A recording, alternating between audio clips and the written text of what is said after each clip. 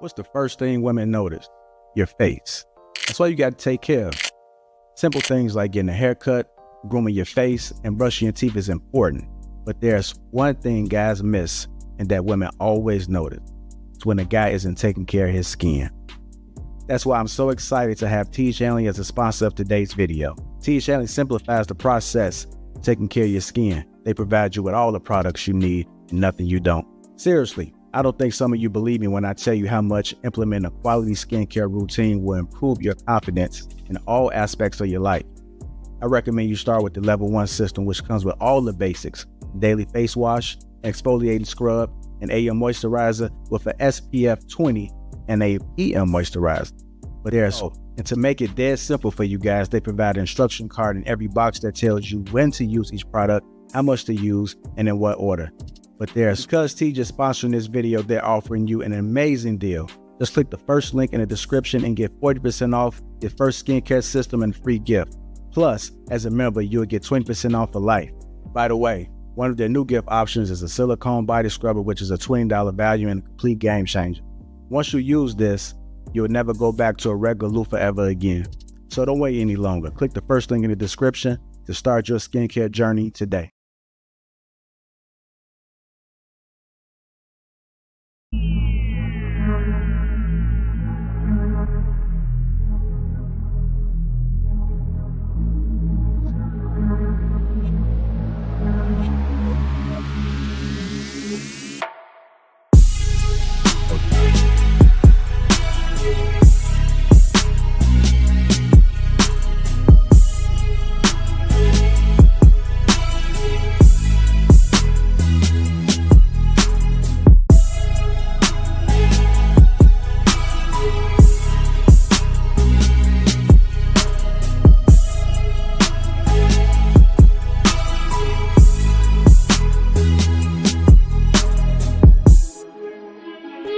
How y'all doing? Welcome to Keep the Star. We got in the valley.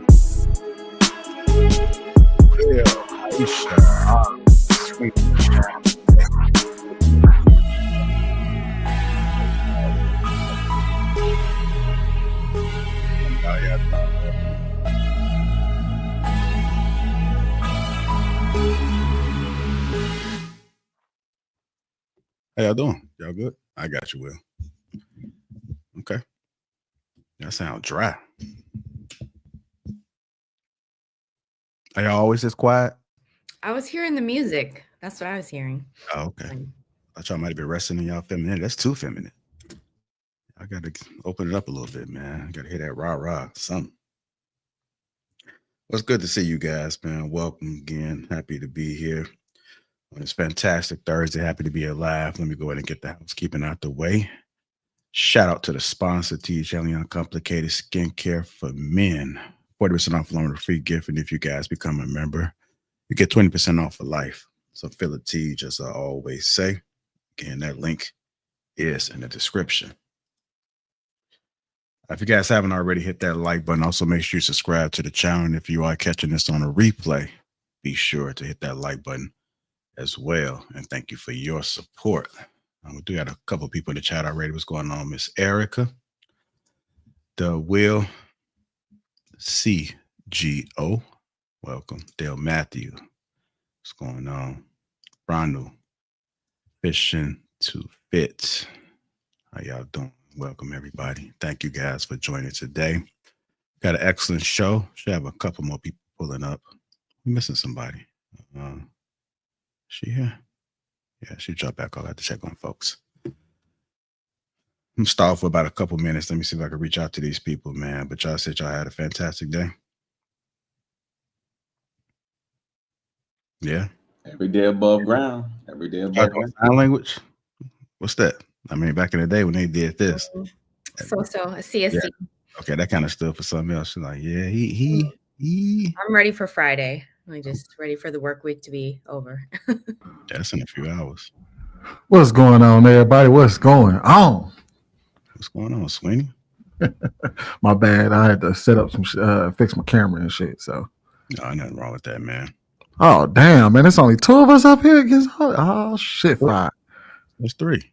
So you Man, know, I don't count you, JR, man. You just the host, man. I can do 1v20 like Kendrick. man, I'm gonna do some talking today, man. I got a lot to say on a lot on my mind, a lot on my chest, man.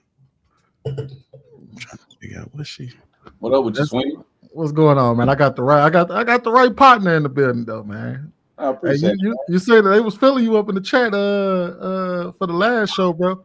I don't ever look at the chat when I live stream. So you know what I mean? Take notes. Take notes. You don't look at the chat. Take notes. Yeah, I never look at the chat. No matter if I'm on live, IG, TikTok, YouTube. I stay in the chat. I'll be on straight shenanigans. So I stay in the chat.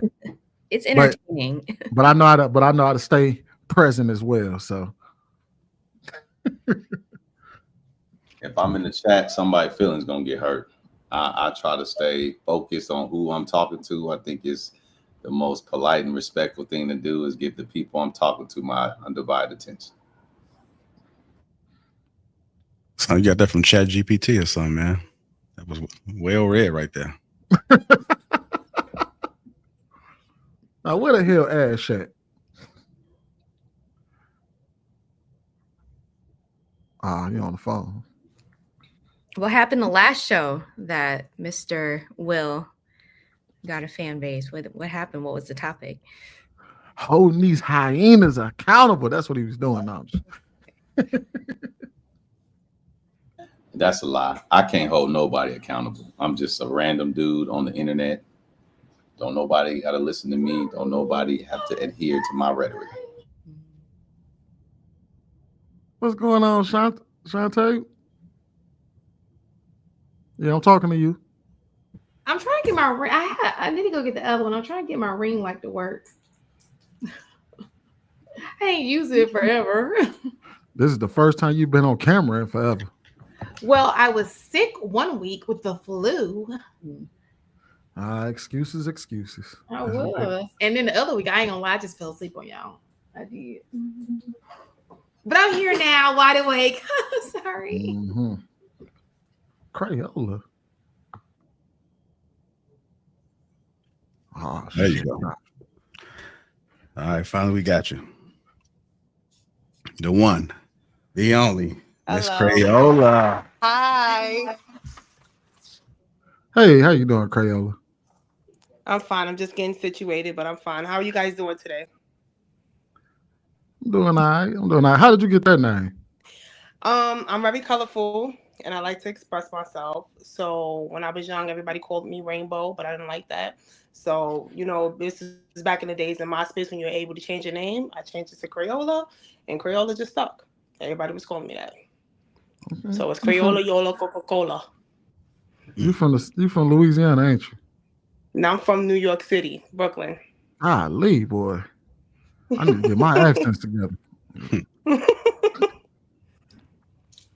All right. How you guys feeling? What are we talking about today? I'm about to play this video, man. So again, hit the like button. Also, make sure to subscribe to the channel. We got mostly everybody in here. A few more people might pop in. So I'm going to go ahead and play this clip. Here we go. Logical torture to raise another man's kid. Torture? It's torture. Why? Because you're pretending to be something that you're not. You're raising a child that doesn't belong to you. That's rough. I don't care what nobody say. Now, it gets done, and thank God we do have men who will do that, but psychologically is detrimental to your health. What about when you have, if you're with a woman and she does have a child, but the father is active and is there? Sure, you can handle it. It's still uncomfortable. Okay. You pulling up in the car, they come to the door, she's really nice to him. No, he don't pay child support. He don't do nothing. No, he pay child support. No, I'm just saying, if he doesn't, I'm creating my scenario. Oh, okay. And, he's in the living room watching TV. She hear, okay, bye, return the kids. Coming back, okay, bye. It still hurt, but you have to be so mature. My thing is, why put yourself through that? I agree. That's where I'm at. Why do that to yourself? Why make yourself uncomfortable? Did you know that when you were 30? I'm not sure. That was a long time ago. Yeah. So it's more of a new revelation. No, I don't know. I've always thought like this since I was a youngster. Okay. Yeah. So my way of thinking has always been on another level, but I don't think I've ever had that situation though. So that's pretty cool. So and if that's the game to the women, so should the men also be mindful of not having children? Yeah, that's what I'm saying. They should. But even though I've probably hurt a lot of women's feelings on the baby thing, so let me give you the game on how to win. The solution. See, the solution is when you have babies from another man, one, you still go out and have sex, still have a good time. Take care of your body. Make sure you look good because men are visual. So if you out here fat, you're not taking care of your body, your chances of you getting a nigga is gonna be slim. Then I have this thing in my head called what is it? Reborn. Okay. Reborn is after you get all your kids out of the house, and then you can start dating again because the new guy that you're dating doesn't feel responsible that he got to carry other children mentally, spiritually, and financially. So he'll date you because all the kids are out the house. Yeah, we could date, we have a good time. Because I ain't got to worry about your kids, you know? And that's just my thing. But women have to take care of themselves, physically and mentally, and try not to have a man's baby until you're in your late 30s, early 40s. This is just my opinion. I've seen women, and I try to date women who got kids. Man, it's rough. Because when you know what you know, you're like, oh, I like her. But damn, I don't feel like putting up with nobody's kids. It's exhausting. I gotta go to Toys R Us to prove that I like your fucking Toys R Us kid. ain't even around no more. I'm just saying, you know, I gotta do all these extra things, put your kid in the car seat. Gotta go to Disneyland and shit and all that if I like you. Yeah. What if you have a blended family? Does that work? What do you mean by blended? Like either y'all both come with a child or It's two? still difficult. Yep. Oh, all of it's difficult. I think when people do that too, they love each other, you know, but majority of the time financially you're not prepared. And all you gotta do is just one time do one wrong thing, right? You got 2 or 3 kids and then you bring one kid a gift. Then she gets on the phone with her mother and she's like, oh, he just bought TT one gift. You know, we got all these other kids in here, you know, and I ain't nobody got. All right, let's go ahead and get into it, man. So I'm gonna jump out there real quick, right? So I really want the ladies to truly answer these questions, to respond to this. Now I know we typically hear the if you're not for me, then you're not for me type thing, right? But let's keep it a bean. Put that aside just for the night. And I want y'all to truly think about this. Y'all know there are a lot of men that feel this way about coming into a woman's life and she has children. I truly want y'all to be able to sell men on why this is a good bet.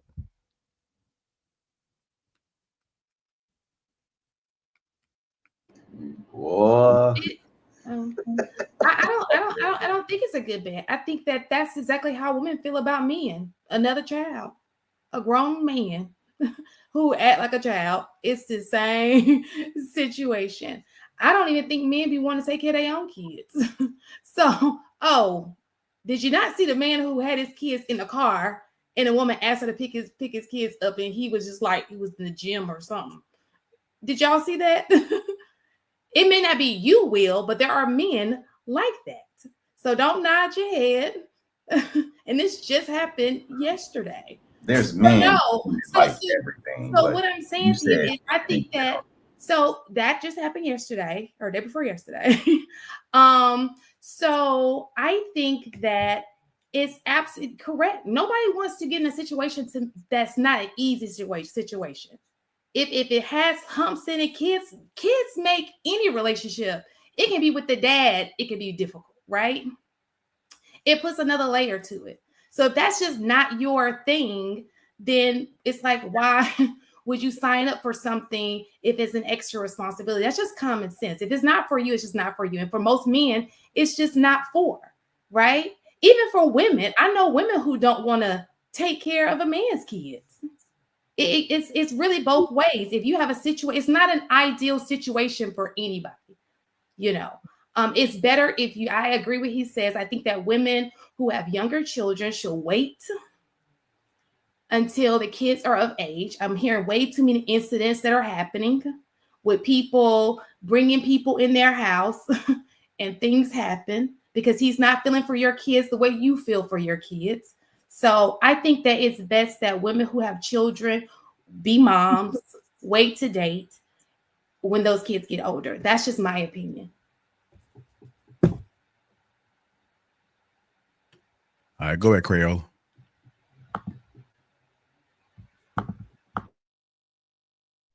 I'm gonna wait to touch bases on another topic because I don't have any kids, so I'm not gonna speak too soon. I want to hear everybody else's opinion before I actually state my statement. Okay, playing it safe. All right, go ahead, Miss Allie. It's just so subjective because I myself don't have kids either. So it depends on the individual if they're okay allowing. My thoughts on it are always, no matter what type of child in any sort of family, if you can be as a human being a positive influence on that child and you're in their life, then so be it. And I think it does take a very mature person to reach that point for both men and women.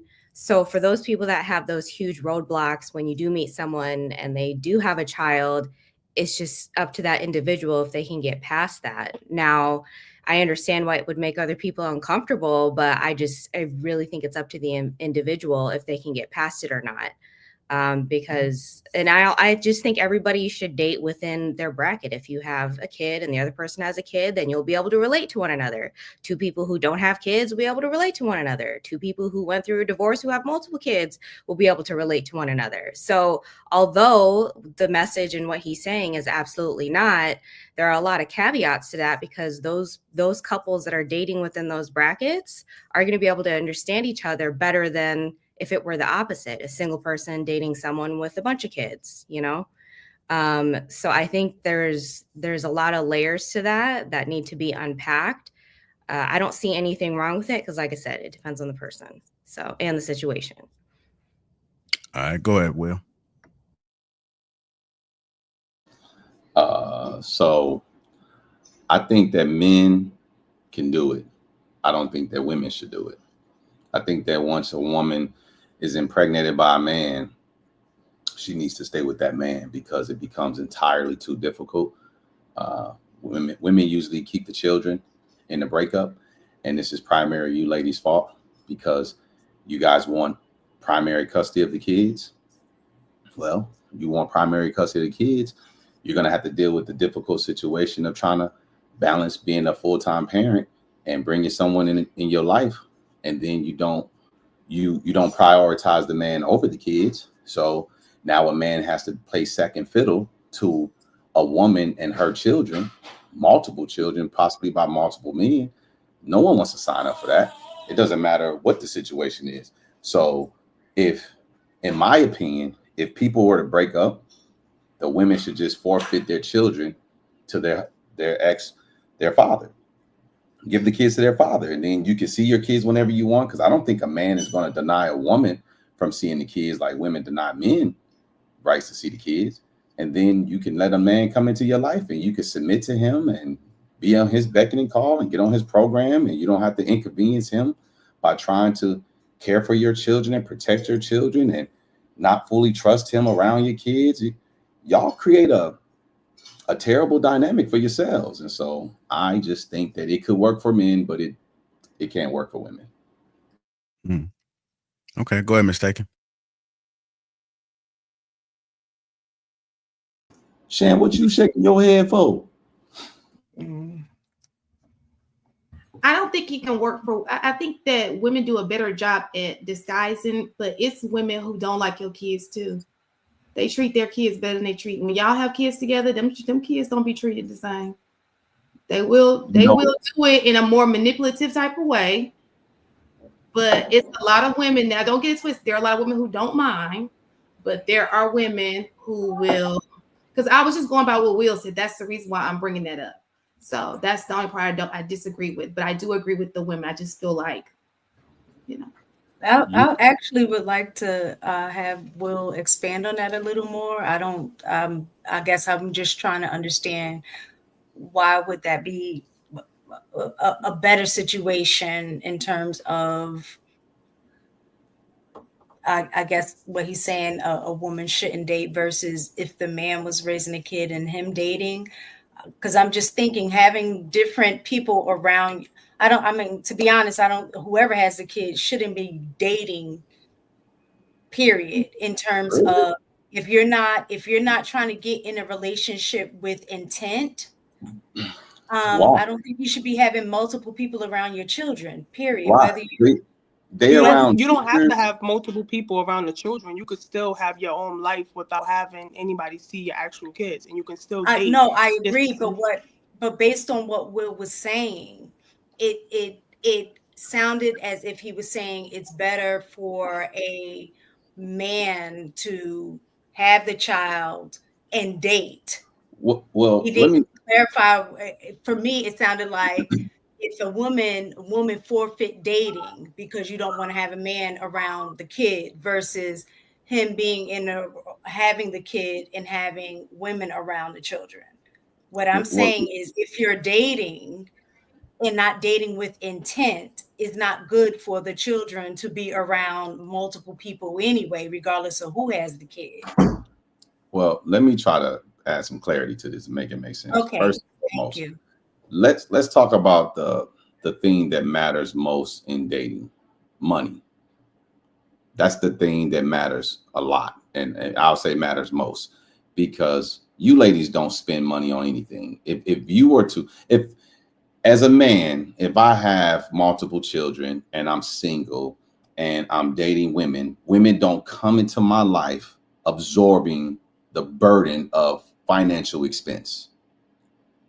She just doesn't. So she comes in and she does what she naturally should do: be loving, supportive, nurturing.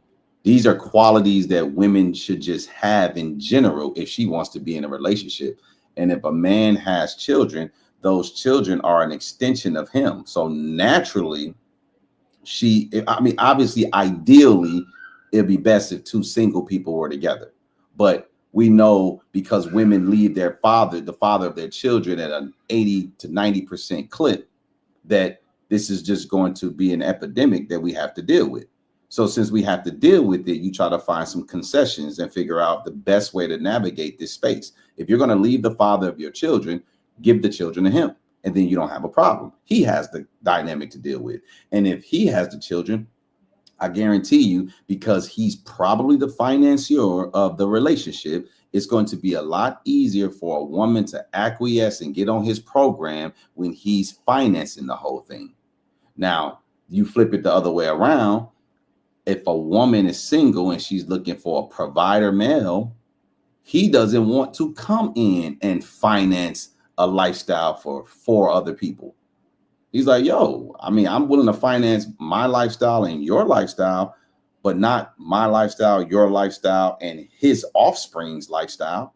That's a short end of the stick for the average man. So at the end of the day, as a man, it's not going to be as difficult for a man to find a woman who will get on his program and love and care for his children. Hell, y'all work at daycares. Y'all work at preschools. Y'all love and care for kids all the time anyway. How often do you see a man signing up to care for kids that ain't his, unless it's like a Big Brother program where it's 1 to 2 hours a day? It ain't going to be no permanent 5 to 7 days a week. Ain't nobody signing up for that. Shan said men don't even like their own damn kids. So why would he sign up to take care of somebody else's kids? You did say that, Shan. It's some excellent stepdaddies. I'm standing on it. I feel like it's better stepdaddies than it's actual real daddies. That's just what I feel like. I don't know what the statistics say, but that's how I feel. So how you just feel that way? Like, well, you know why? I know why you feel that way. Because you only know women who leave the fathers of their children. That's why. No, I had an excellent stepfather. I had a terrible real father, biological father, but I had an excellent stepfather. Did your mama leave your daddy? No, she did not leave him. You left her? Certain things happen, I guess so, but she did not leave him. So let me ask you this: how many friends or cousins that do you have that have children where the man left them? Not he wasn't being a good guy. He wasn't doing what he was supposed to do. He said, "I don't want you," and he left and abandoned her and the children. I don't know. I can't How answer many that. women do you know that left their baby daddies? Because sometimes you have to leave them because they're not acting right and they're not treating you the way that you're supposed to be treated. So now you have to leave with your child. So we don't need to deal with the nuances of why the relationship ended. First, we have to deal with who left. When we deal with who left, then we say, okay, this relationship no longer exists because this person left. Now, maybe they have good reason to leave, but we can't deal with that piece I yet. feel like the men be leaving. The men, 9 out of 10 leave. The woman. All right. Well, 9 out of 10. My question is, Yes. I guess what she means, because I think we've had discussion about this before, is men leave the relationship before they actually physically leave. They leave it to women to physically leave the relationship. So that's kind of what she's getting at. So if you're in a relationship, right, and let's say you're out with other women, you're cheating and dating and doing your own thing, but you have a woman at home and you're not engaged in the relationship that you're with, but you are still living in the home and everything like that, but you haven't physically left the relationship, and then the woman decides to leave. Did you leave the relationship? I guess that's kind of what she's getting at, because we've kind of talked about that before on these shows one time. Y'all being disingenuous. No, Because let's just no, keep I'm it not real. being disingenuous. I'm telling you Hey, hold on, y'all. Let's try to get Ali and Ari in there. That was a first conversation. Actually, that was like a while back. That was one time when Trill was on the show. That was a conversation that had been had, that was said that a lot of times men will stay in a relationship even though they know the relationship is over. They don't want to be the bad guy, but they will stay in the relationship, do what they're doing, and then eventually the woman will leave, and then they'll say, well, the woman left, so they won't be the bad guy. I'm not saying this. I'm saying this is what was said by another man. So that's why I was saying for clarification. So and I think that was kind of along the lines of what Crayola was saying, is that men leave. I think y'all are trying to. Hey, Will, hold on real quick before y'all have that back. Let's try to get back on topic. Let's get Aisha in there.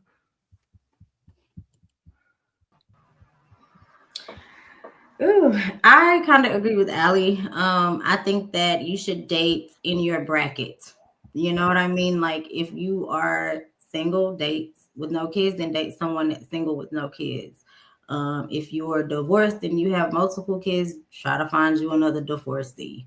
I just think that you can blur the line. I think Crayola said it. I mean, I was raised by a stepfather. He literally dropped me off in college, right? But I also had a really, really good dad too. So I had, you know what I mean? I had both. I had a relationship with both. So from my perspective, a stepfather has always been great. So I get what Crayola is saying, and I agree with Ali that you should just date people that align with you. But from my experience, I've dated people who have kids, like Shan said, and they don't deal with their own dang kids. So if you date a guy and you like, where your kids at? Or, dang, I thought you had and they never bring them up, to me, that's a red flag. Because if they don't deal with their own kids, they're not going to deal with mine. Right? And so I think that I look at that, but I guess I'm not a man. So I'm not, if I get with someone, because I'm always thinking this, right? Even with my ex, he had 2 girls. Anything can happen to the mama, to anything, to where one day those kids may have to live with you. Because it can always start out, we're like, oh, shit, you know, they live with their dad, they don't live with me. Even with my son, like, he lives with of course, the son goes to dad, right? But what if something would have happened and he would have had to come to me? You know what I mean? So at first it's like, oh, she's a single woman with no kids because she's divorced and her son lives with his dad, right? But at any point, anything can happen. And that child is going to be here with me. And I think that kind of, I don't know your name, that kind of changes it to me, because you can say, oh, well, you know, try to send a kid with his dad or whatever. But anything can happen to where that child can still end up in your house. You have to know that if you're dating someone at any point that has a child, that child is going to at some point be your responsibility. Point blank, period. And if you're not willing to take on those responsibilities as a man, then just don't date that woman. Just don't waste her time.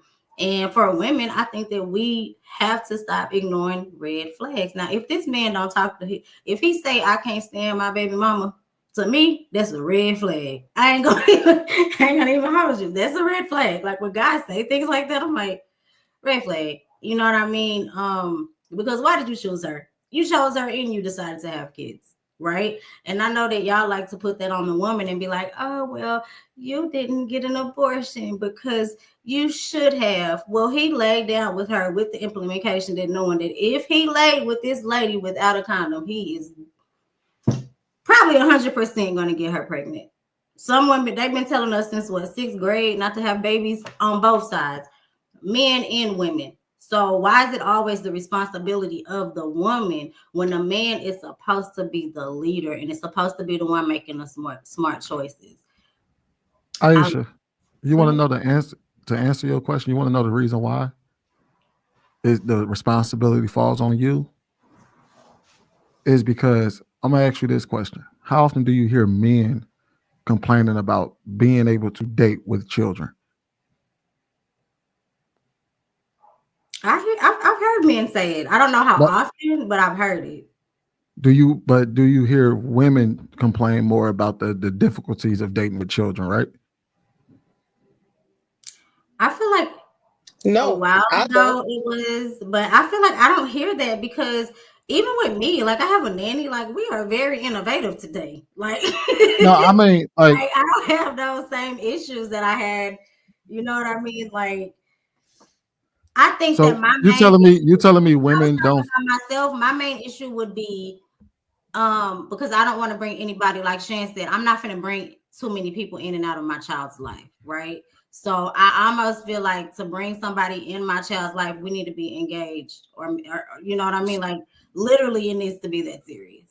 So you don't see no reason for me to meet them because I've dated dudes they've never met my child. Like no, I'm not saying that. What I'm saying is you don't see women have an issue with, say for instance, you've heard the conversations.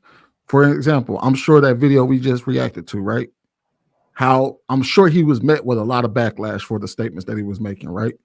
Right.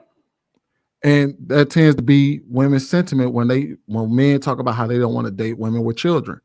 And women tend to respond because they understand, like you hear women say that there's difficulty with dating because a lot of men feel like they shouldn't date women with children. That's the difference. I don't think the conversation. Y'all don't think the conversation about. I don't think that the conversation is that men should want to date us when we have children. I think the issue is when we're being devalued because we have children. You know, it's fine if you don't want to date me. I don't want to date anybody that doesn't want to date me, right? But I also don't want to be told that my value is less because I have kids, and I think that's where people get pissed off. So fair enough. And even if that's the case, right? You want to be seen as valuable, right?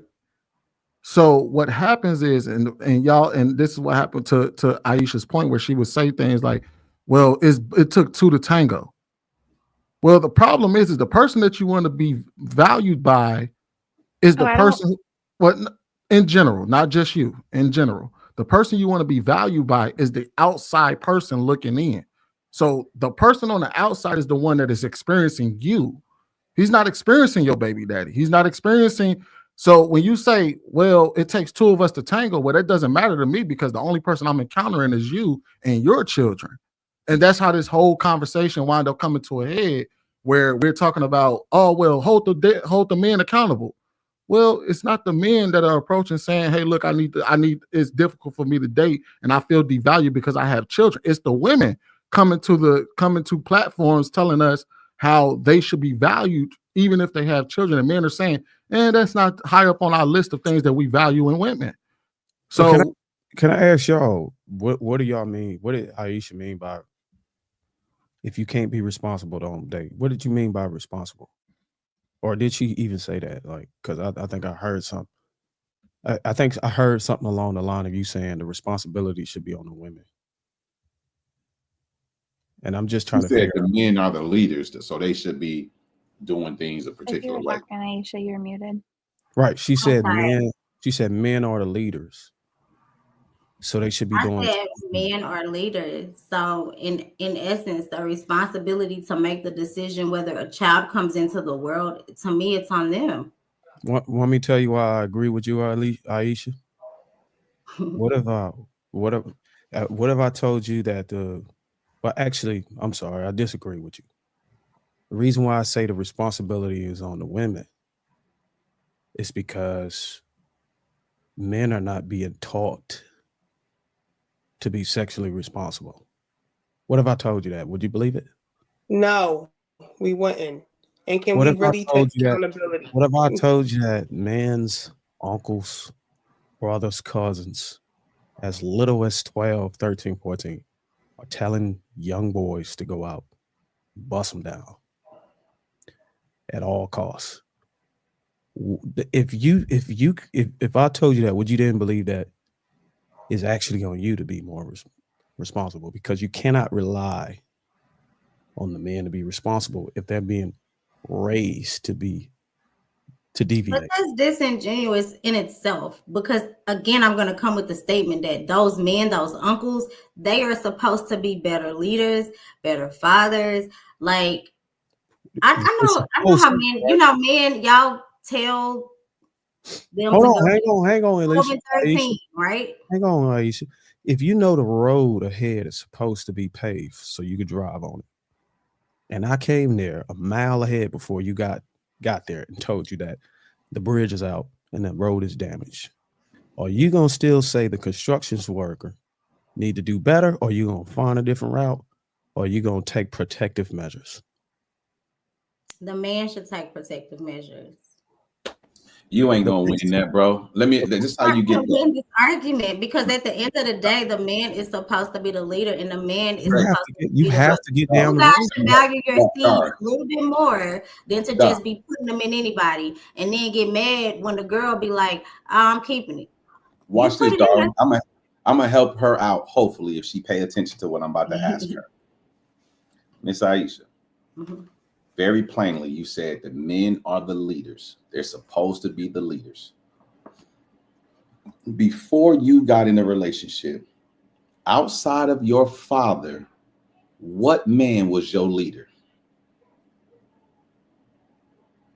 Outside of my father, what man was my leader? I had two fathers, and I would guess that they were both my leaders. Outside of those men who were father figures in your life, because your man, right? Your father figures are not your man.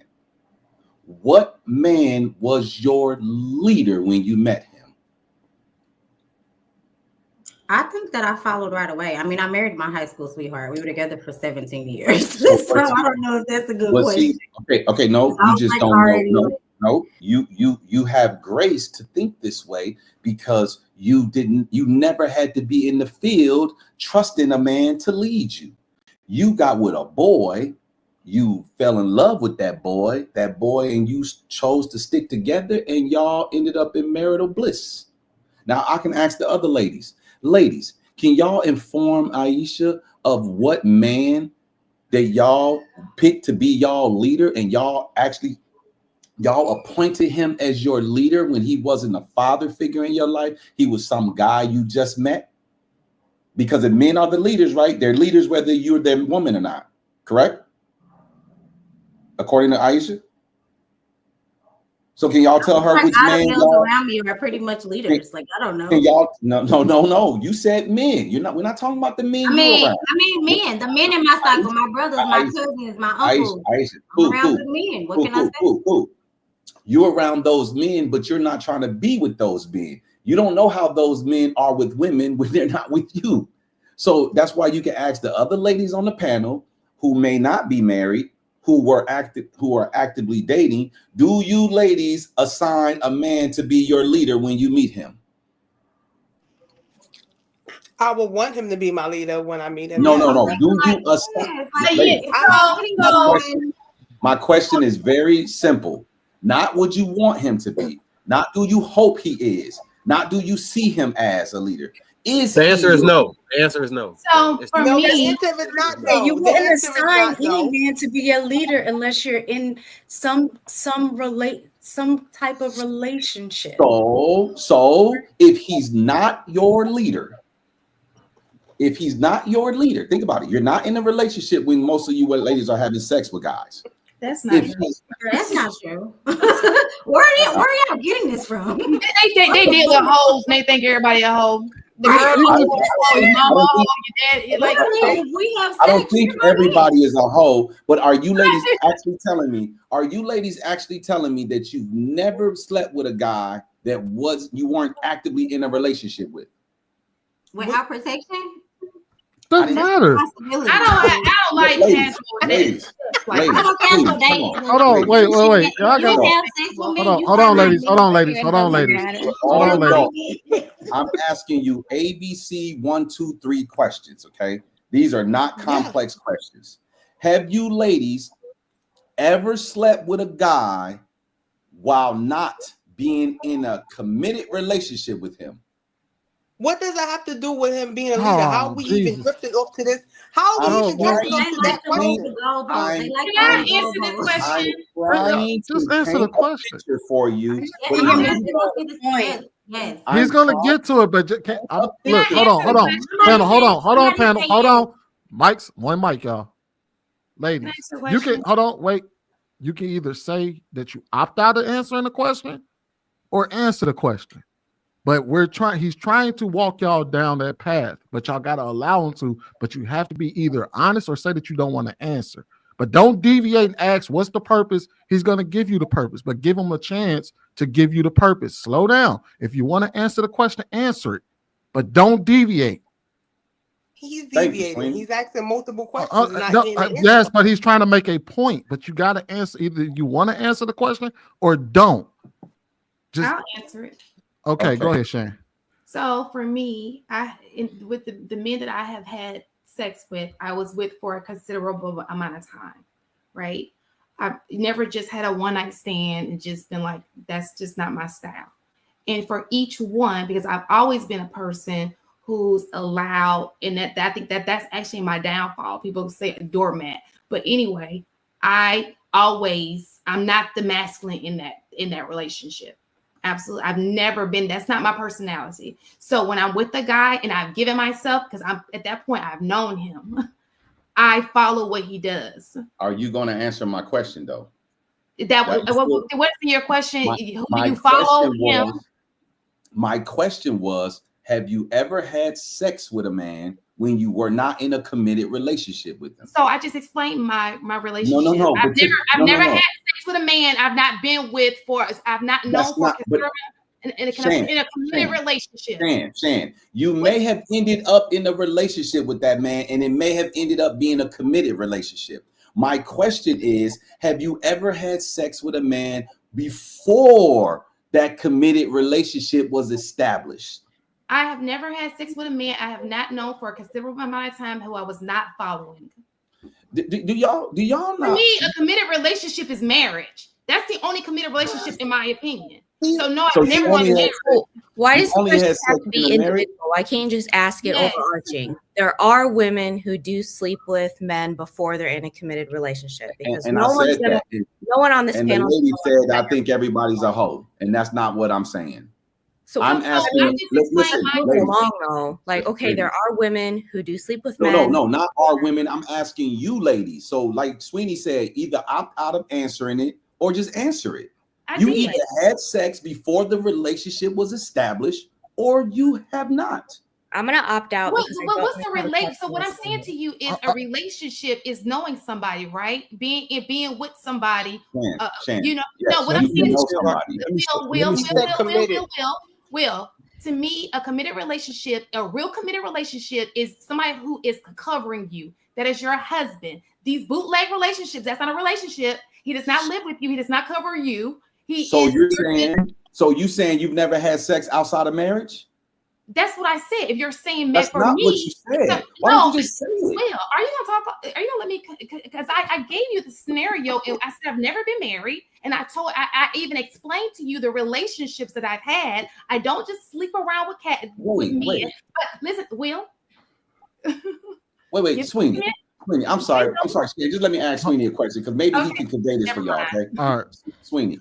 I asked them, have they ever had sex outside of a committed relationship? Shan said she only has sex in committed relationships. She also said that's not what I said. Okay, all right, hold on, wait. So this is where the water gets muddy, right?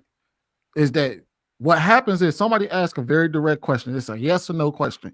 And what happens is y'all get into the habit of trying to explain your situation when it's a very simple question. And we all let's first establish what a committed relationship is. A monogamy? No, we know that's not true. You just said you've never been married, so you can't say that marriage is a committed relationship. What I'm saying to you is this is the only one that matters. A committed, you're saying fair. So what I'm saying to you, if a person is in a relationship, and let's just say this guy's doing everything for they're over there with each other, the titles, you got situationship, that's a relationship, you got friendship, those are relationships. Relationships come in different forms. You understand what I'm saying? Okay, Shan, you're monogamous and he's monogamous, that's a relationship. That if you guys are exclusive to each other, that's a relationship. So if we're talking about that doesn't mean wait. That is Shan's definition of committed relationship. That's my definition. Shan, pause. Shan's definition of a committed relationship is marriage. By round of hands, how many of the ladies agree with her definition? All right, so we just established that for the most part, we're not going to consider marriage a committed relationship. No, we do. Wait. No, obviously it is, but we're gonna, for the sake of the argument right now, we're not gonna say that you have to be married. Hold on, Bruiser. We're gonna say that we're gonna say. She said no. Hold on. She said no. We do, but something that we need that on the record. Like, what were you about to say? No, Sweeney, I think what you're missing a point. What she was saying is based on what Will was saying in terms of leadership. Okay, no, I get that. Things go together. The marriage part and the leadership part, in terms of giving a man leadership over you. That's the type of relationship that she was referring to in terms of marriage. All right, but I'm just trying to simplify this. No. Hold on, y'all. I'm just trying to simplify this because we got to move on. So we know what Shan considered a committed relationship. Everybody on the panel did not agree with her definition of it. I'm going to say that it's safe to assume that when we talk about committed relationships, we're talking about an agreed upon either monogamous or polyamorous type of situation where you and that person are in a relationship with one another. Y'all ain't just flybys. Y'all aren't just hitting the who. Y'all are in a committed relationship. You're his and he's yours. Can everybody agree with that? Outside of Shan, you need to add, or you need to also hold on, Bruiser. You muddy in the water. Can the ladies agree with that? You ask, can everybody agree with it? I'm saying no, you need to add something, but then you're saying I'm muddy in the water. So, ladies, do y'all agree with my definition? We can agree with that. I can agree. If you're telling me that that's the standard, then I can agree with that. We can go with that standard. All right. So now that we done simplify what a committed relationship is, this should be a very easy question to answer. Have you ever slept with a man without outside of a committed relationship? Now you can say I opt out to answer the question, or you can answer it. He's just trying to get a gauge on how the ladies feel about where the ladies are, so he can make his point. Just make it in general so we can move on. I'm just waiting for the point. Have slept with somebody outside of a relationship in America. So, all right, next point. Go ahead. Hold on. Wait a minute. No, now he get to land his plane. Go ahead and make your point, Will. Oh no, they're not gonna answer. So just move on. It's okay. I just answered. I said no. You said no, you haven't. I have to know my man. I can't just sleep with people like this. Okay, no, it's fine. So What wait, about you, ladies? we all opting out, but we still want to hear what else you was gonna say, Will. No, That's not fair. no, ma'am, no. You Well, can moving on. Ari, Move can we on. get you in on hold on, I wait, would actually. I would say, like, to answer that question. I wasn't. Wait, I didn't opt out. I think that Right. the answer that I would give is probably the answer most of the people, based on their familial situation here, might give, is yes, but not without protecting myself from having a pregnancy. Cool. Thank you for your transparency. Nobody is questioning whether you ladies had sex unprotected. That was not my question. My question was, have you ever had sex with a man that you were not in a committed relationship with? So now I'm gonna ask you, Miss. Imagine, is it Aria? Ari is good. Aria. So was he your leader? No, that's earned. Huh? That's a spot that's earned over time. So you were having sex with someone who was not your leader. Now, if the condom would have broke and you got pregnant,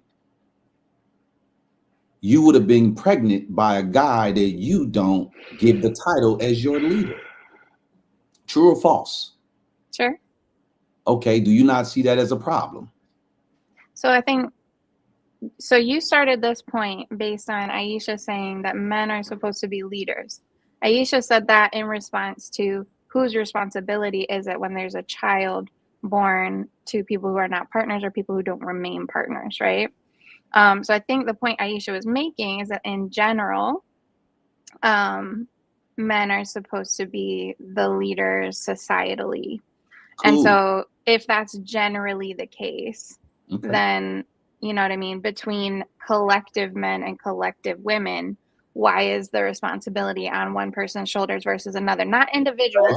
Glad you asked. So let me break it down for you. And you could accept this or you could reject it. If a guy who is a leader, that guy has leadership qualities, right? No, I want to back and forth with you so we can get somewhere. Yes. Okay. So if he's behaving in a way outside of leadership qualities, do you reward him? I mean, no. Okay. So what does reward mean? What do you mean by reward? I mean, whatever a leader deserves. Do you give the guy who's not a leader the same things a leader deserves? No. Again, that's right. What is the most prized possession that you have? I don't know. From my kids. I don't know. So you don't view your body as your most prized possession? But you don't think my mind and my spirit is equivalent to that, or? No, because I can't possess your mind and your spirit. Why do you want to possess a person? Well, if I enter you, I'm possessing you for that moment. I'm controlling you. You're the most vulnerable that you ever are on planet Earth when a man is inside of you. Okay. I disagree, but go on. Just go with me, right? So if you don't view your body as your most prized possession, you're saying, well, my mind and my spirit is my most prized possession. I'll give you my body. You can take my body. I value my body. I value my body. I wouldn't put it on that hierarchy. Is that what you mean? Run with it. Run with it. No, run with it. They don't want to receive, so I'm gonna let them stay where they want to be. So I agree with him. I do agree with him. I do think that women have a tendency to be a little too lax with their bodies. So basically what he's saying is, if you don't see this guy in high honor, or if you don't see this guy being a great guy, possibly a good father or whatever, why are you even allowing him to enter your body? Because that should be something that you put, on a pedestal. You should be very careful about who you're allowing into your body. I mean, your space, and even more so your body. So if you did that, if you were more selective about who you chose in your body, then it would kind of trickle in mistake. Let's just say if you did get pregnant, then at least this is a stand-up guy. Like, he'll be a great father or whatever it is that. Can I ask the ladies a question real quick? Is it safe to say that every man that y'all allowed to enter your body has some way persuaded you or convinced you that he was committed to you and that was y'all were in love? No.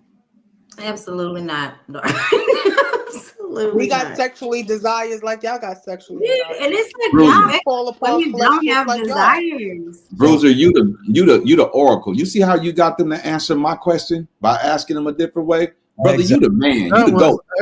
That was a fucking You one the right there. goat. They told on That themselves. was A1. Case closed. Now we can talk about hoes. Now I'm just playing.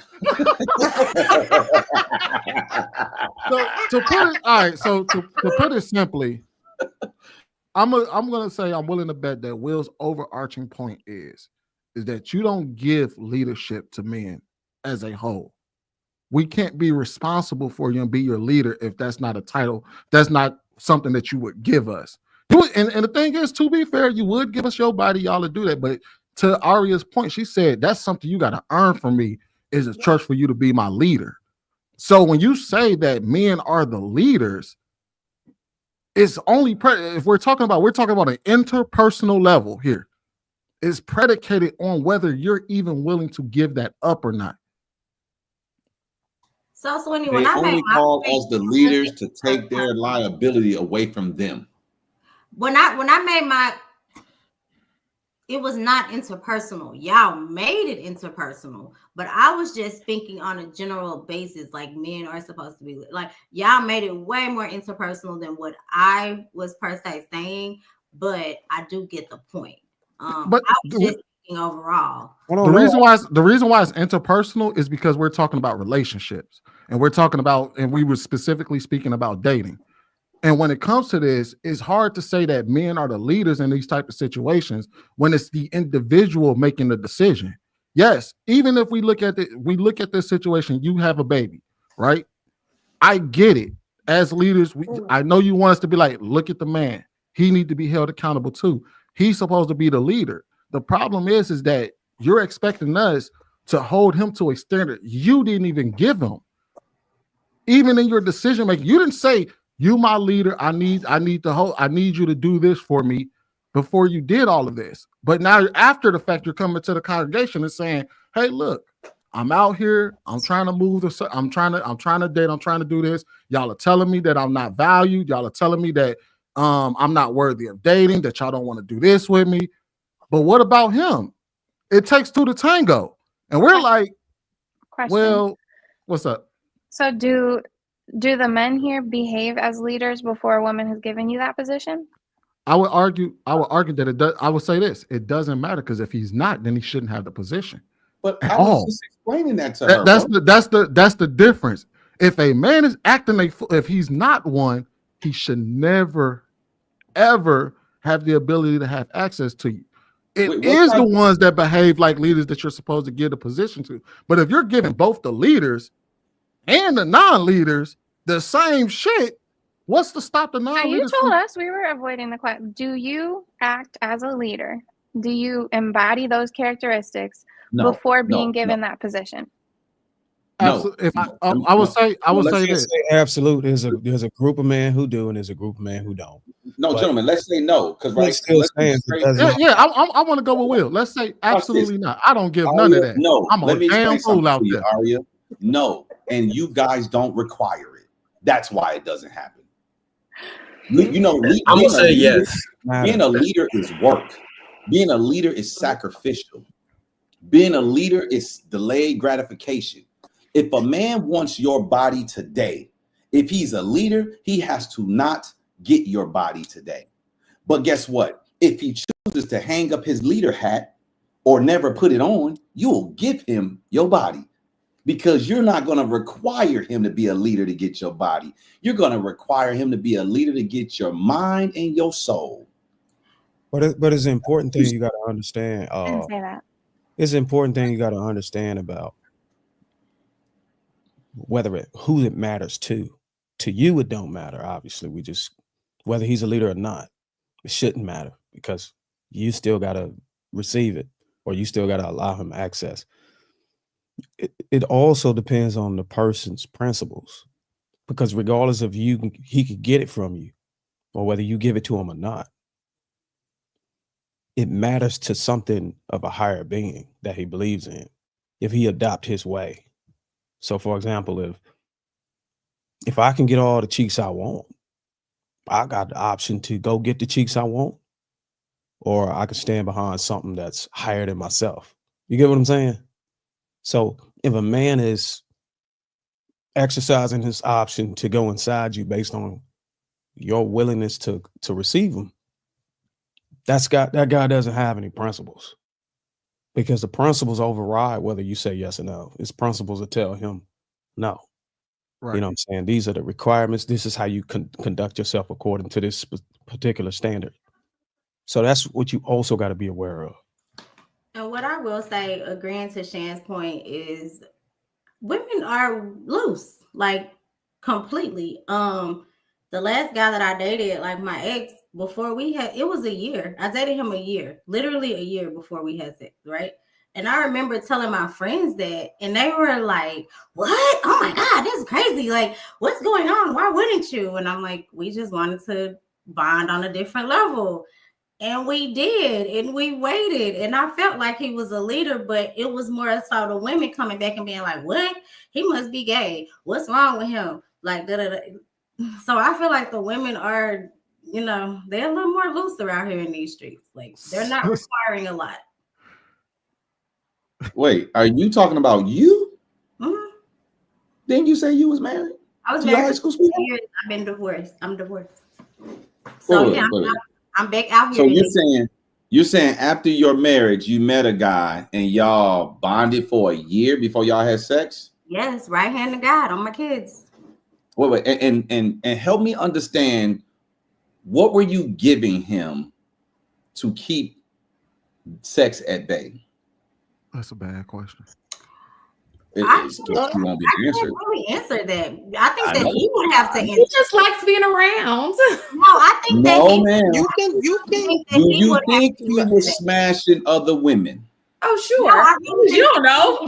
Not you, Shan. But I'm not asking He you. was doing his own thing, y'all. So, I mean, I don't know. Oh, so then y'all was just friends. Okay, well, I can wait around for a woman. Wait. Listen, when you're talking like this. But what I'm saying is, it could possibly have happened. I don't know. He never told me, because according to me, it was just me and him. But as far as I know when the first time me and him, right? And we were exclusively dating. Okay, but so my problem with that was when I was having these conversations with my friends during that time, everybody was like, "He must be gay. It's something wrong. He's da da da." It was literally a decision that me and him made together. No, here's the $1 million question, because I don't necessarily think he gay, because I could have been that guy in your life and waited a year for you, because I'm not waiting for you. I'm just not doing it with you. So how much time were y'all spending together per week? We weren't spending a lot of time. Because so he didn't wait no year for you. If you add all the days up, he probably waited a month for you. Nah, it was just a month over a span. He did wait a year for her, even if he was doing something else with other people. He still waited a year for her. No, he didn't. She said they weren't spending much time together. You're not waiting for. Let me give you ladies some math. A year. No, it doesn't We matter. gotta go ahead and land this plan, y'all. Go ahead and I'm agree with Will, y'all. A year for him to smash her, regardless of what he did with other people. If he did, what she's saying is that for her, it took him a year to wait to get to her. That's what she's saying. I heard He what was she said. Hold on. Wow. Go ahead, Crayola, and then let's do Marcus' point. Go ahead, Crayola. I never want to make it seem like I'm being on the male side. I'm not at all. But no, he didn't wait. He did what he had to do, and he just let time pass on until, hey, it presented itself. No, I don't feel like he waited at all. So okay. I'm going to agree with what Will's saying. Okay. I know M. White had mentioned something about, he answered the question yes to Will's question, and I wanted to know why. Go ahead, M. White. What was the initial question again? I forgot what the question was. It was like, I think everybody said no, but you said yes. Oh, do you operate as a leader when you're not with the person?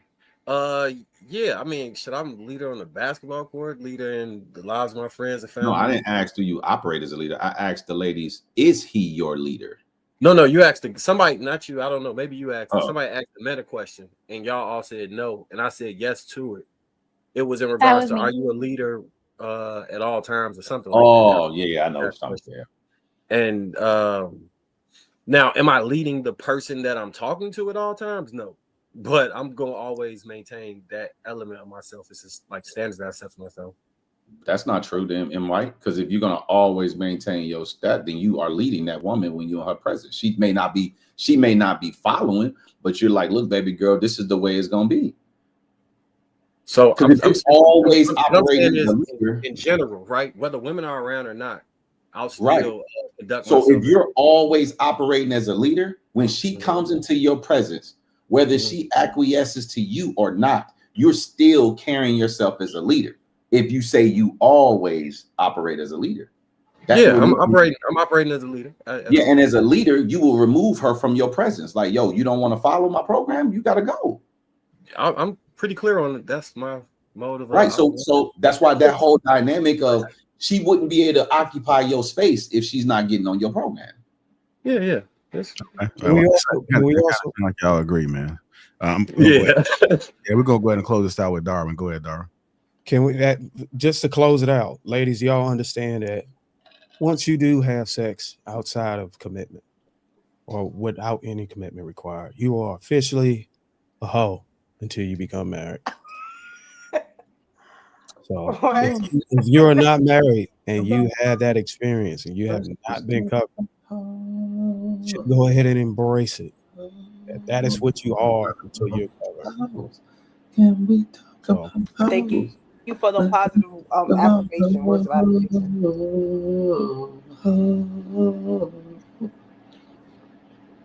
Well, get to these super chats right quick. Mills 36, $2 says the ladies look great tonight. 100. Mills again, $2 says I'm in Philly. I see Shan with the eagle green on. Trophy emoji. Dr. Steele, $5 says when a woman looks for a man that's looking for a leader, initially cross her mind. Yes. And BZ, remember 34 months. Thank you for that. Says, can we get the other people in the conversation? Let's be mindful, man, of the people that sit quietly. I typically look at face expressions and try to gauge whether they're getting irritated or they want some talk time. So just try to keep it 1 minute and 20 seconds. We can always circle back around, but let's just make sure we flowing. You know, JR, they can get engaged in the conversation if they answer the questions. Well, I think some of the questions, some people want to stay away from personal questions. So I think that may be the reason why people may shy away. Not everybody want to go personal. So it's real convenient to get on public platforms and talk about other people, but not talk about you. I mean, ladies, don't be afraid to ask the men personal questions. Then it's fair game, right? If you don't answer no personal question, don't ask me not one personal question. Let's go ahead and make it an interesting conversation, then, man. You know, everybody can ask some questions. Let me go ahead and introduce this next topic right here. Y'all ready? Y'all good? Any HR reports need to be filled out? Mistaken. You got that stoic face. I can't read you right now. It's making me a little bit nervous. Do we need security? We good? Okay. Here we go. Serious question. I stopped referring to myself as a feminist years ago after doing my own research for myself. But I wanted to ask Black women on my platform, where do you stand today? Because after the election, you are aware that non-Black women chose their men over you.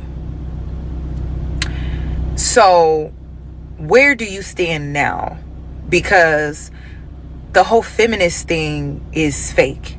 I mean, it's faker than girl code, girl math. I mean, all of it is just BS. So I thought I would ask, what are you fighting for? Where do you stand? Because there's no way you still believe in being a feminist after the exit poll results. I know I might lose the room, but I'm just going to be honest about it, okay? Tell your truth. I think that because our mother had to be responsible and raise 5 daughters, That's strong. 5 strong girls. 5 strong, super strong girls.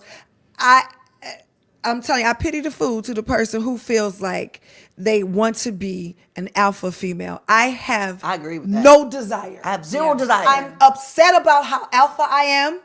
I am. Because you had to be, though. I There's a had difference. to be There's a difference. because I had to become a mom, a dad, a provider. You know what I mean? I had to become someone's everything, which I'm not complaining about. And I'll also run my own business. And be your everything, too. Just be your everything. But I wish I could turn off the alpha female in me so I can enjoy my man. Yes, it's a beautiful thing. I promise you, because I think that is the barrier. Like, everybody wants to be respected, and I get it. I want to be respected. I want to be heard. You know what I mean? I want to have all of the things, but I also want to feel like a girl. But that alpha female shit will fuck it up too. Well, I'll tell you what. I think so. I'm telling you, Taz. Like, when you too strong, like you, especially when you are a successful female, and I do believe in having an even ground. I'm not saying that. I'm not saying, be a pushover. Definitely don't believe in that. But what I am saying is, because of the positions that we hold at work, we come home and it becomes a part of us. You know what I mean? It becomes a character. Yes, I don't want that. But and I want my husband to feel like, that he is, I don't have a problem with him feeling like the head. But I am going to say this to touch what you were saying. It is definitely hard, especially with quote unquote alpha females. It is hard to allow that man to be a man if you're still trying to be that as well. Preach the word of the Lord. Yeah. And definitely don't emasculate him in public. Say what you have to say. Have that relationship. If y'all gonna argue, blah blah blah, keep it at the door.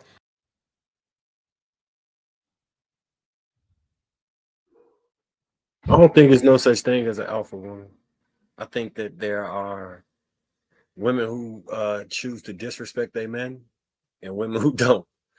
And the women who choose to be disrespectful to their men or who don't respect their men call themselves alphas to supersede the fact that they just don't respect the person that they're with. Can y'all still hear me? Yeah, we can still hear. What's going on? Okay. Yeah. And in doing so, you come up with terminologies to like do mental gymnastics to make this shit okay. Having a demanding, aggressive personality is not attractive in an interpersonal relationship on any level, really. Even like just on any level, it's just not an attractive personality. It can be effective business tool, but it's not attractive to create relationships or to be around people. And yeah, and furthermore, the reasons I don't think it is because they're all talking about the imaginary or the hopeful guy that will one day come and reset them back to factory settings where they don't feel like they're alphas no more. So because those two statements exist, I don't think it's a such thing as alpha woman. It's just women dating men they don't respect.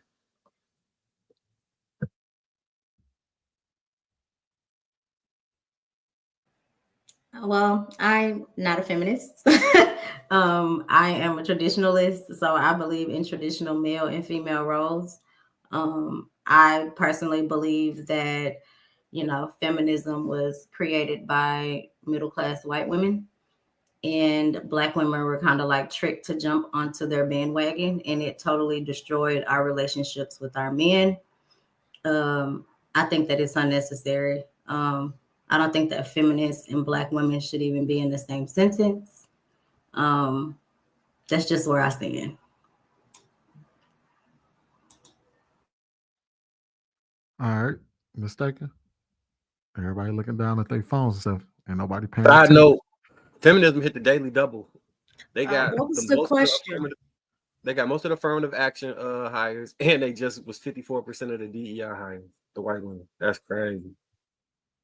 Now, talking about alpha women and wanting to be in their femininity while they're in relationships, but that was what the video was about. I guess I'm trying to figure out like what exactly am I Do you think that alpha women exist? Can you define alpha woman first? Like, tell me what she's like. Yeah. If I was to assume the characteristics she was taking on when she's spoken about alpha women, I would think she's saying I'm career driven, successful. I feel like I have to carry all the weight. I say I need a man, but I might operate as though men are optional. You could just ask her if she know what an alpha. You know what an alpha male is? Well, that's what I was gonna say. Y'all know how, well, maybe y'all don't, but some of y'all do. I just don't buy into the whole alpha beta stuff just in general. Male, female, whatever. I just believe that all humans are on a spectrum in terms of just personality wise in general. And so That's what creates the thing that you don't think exists. The spectrum. So you have just in terms of personality wise. So when you say there's no such thing as an alpha woman or alpha, I just think you just have some personalities that are just maybe more dominant or not, right? That would be exactly what you're saying. Don't exist. Well, based on definitions of what I've heard, what alpha is and stuff. Some people say there's no such thing as an alpha woman, but there's a such thing as women having more dominant personalities. So technically, if you believe in the whole alpha beta, then technically there's alpha women. That's why I don't buy into that. That's why I just say you have a spectrum of personalities. Some people's personalities are dominant, some people's personalities aren't, and then you have personalities that are in between. I just feel like you do what you do. The reason why there's no alpha females is because without a legality system, women cannot dominate men. That's why there's no such thing as an alpha female. You can have all the mentality and attitude you want. You're not gonna assert no dominance over anyone unless there's a legal system that would afford you the leverage to do so. Do you think women will be able to take their children from men if there was no legal system? Yeah. By that logic, there's an alpha woman. I'm sorry? No, it's not. By that logic, is not an alpha woman. Contingent upon the fact that there's a system to be able to enable that type of power. No, the system doesn't enable it. The system just gives the illusion that you are this thing. Because men still don't submit to women. Men do not submit to women. Let me say this. Men don't submit to women. Got it. But this is what I see. And it doesn't have to be a fact or it don't got to go on record as something that's true that somebody got to be believed. And it ain't got to be debated. What I see is, and I think we talked about this I know for sure we talked about it on King Talk a month or so ago. When a woman is in a relationship with one man, married, separated, whatever, and she has his children, and she doesn't want to be there no more, and she's filing for divorce and taking his kids. To me, if a man don't have any control over that situation, she has the power in that situation. Therefore, I will call her the head of that situation. Let's just say the head of that situation. I don't want to give it a term. And then there's another man involved who's coming into the relationship to help take care of that man's kids. And he wants to marry this woman, but she's stringing him along. I think when a woman get herself in the middle, in between two men, and pull and tug them wherever she wants at her own will, because they both want to have her. One has an investment and one is currently trying to invest. Sort of like the Ken and Trisha situation on Love and Marriage Huntsville. I think at that point, a woman she can make two men bow to her power or submit at that point. I firmly believe that. Once you get those two men in that particular situation, she has complete control over that.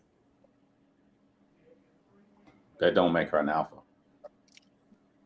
So then now we got to try to define what is an alpha and what did the term derive from. Because I was reading the Bible and I never heard anything about alpha males. Alphas are dominant. They're leaders. People submit to them. People follow them. those men are not Men do following follow. that woman. In the scenario that he just gave us, the men wouldn't be following that woman. They'll be trying to win her heart. They're not following her. She's not leading them. She's not directing them. She's not. She may be manipulating them to some capacity, and you may say she's controlling them via manipulation. But I'm not going to put the manipulation tag on her. I'm going to put the tag that those gentlemen love her and want to win her. So they're trying to. They're probably denying themselves things and probably going against what's in their best interest, trying to get something because they're following their hearts. When guys follow their hearts, they usually die.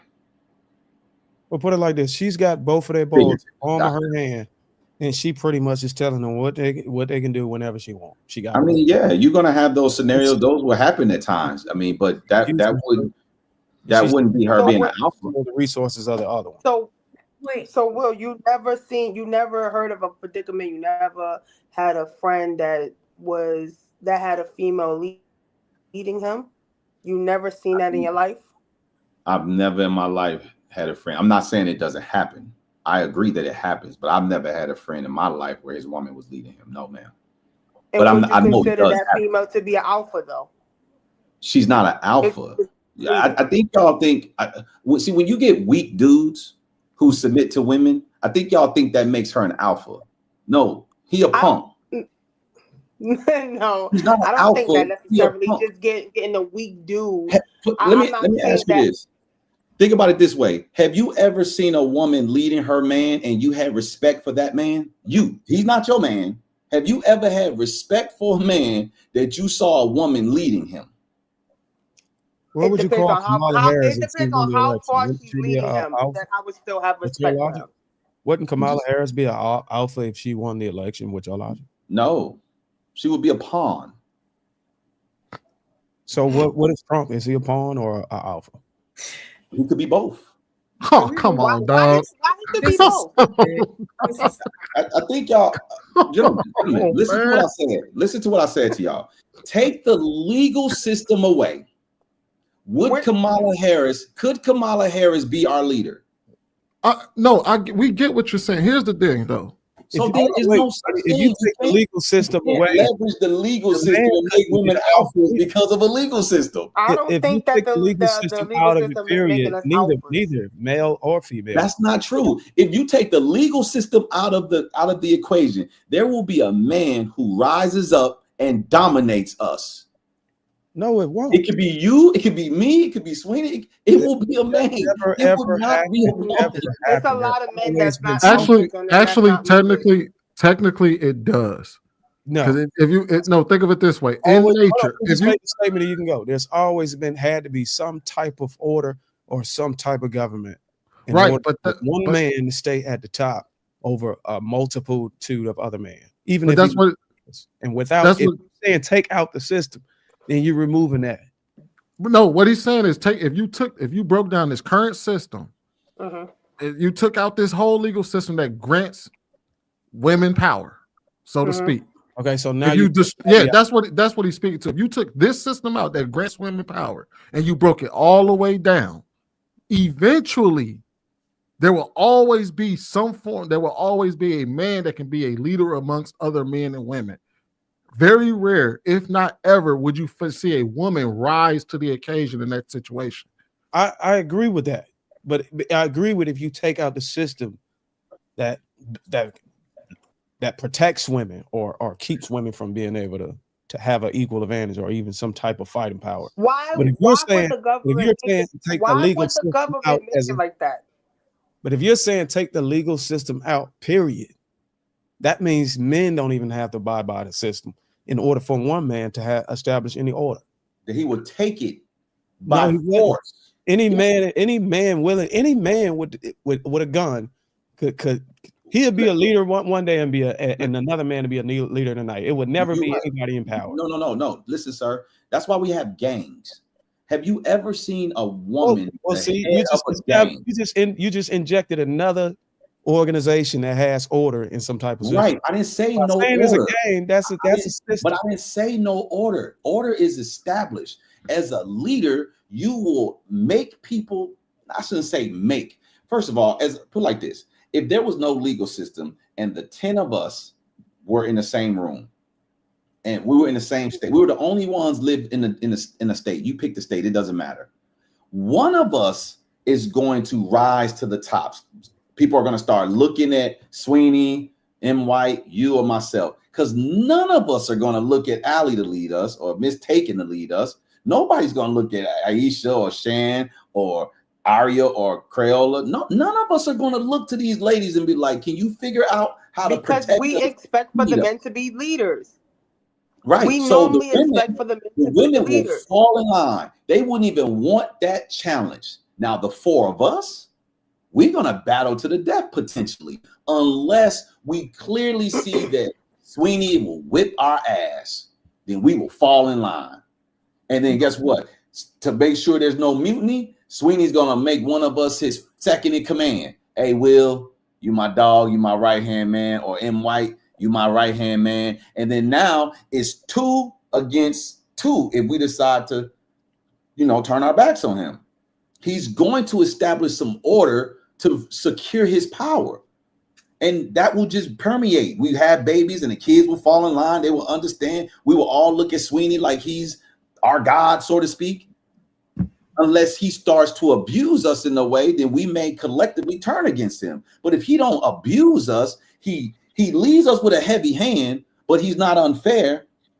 There will be, and we're progressing as a society. There will be no reason for us to turn our backs on him. Listen, I agree with the concept. Can I ask a question? Oh no, wait. Let Crayola ask a question real quick. So why do you feel like the government makes it seem as if we're in charge as females?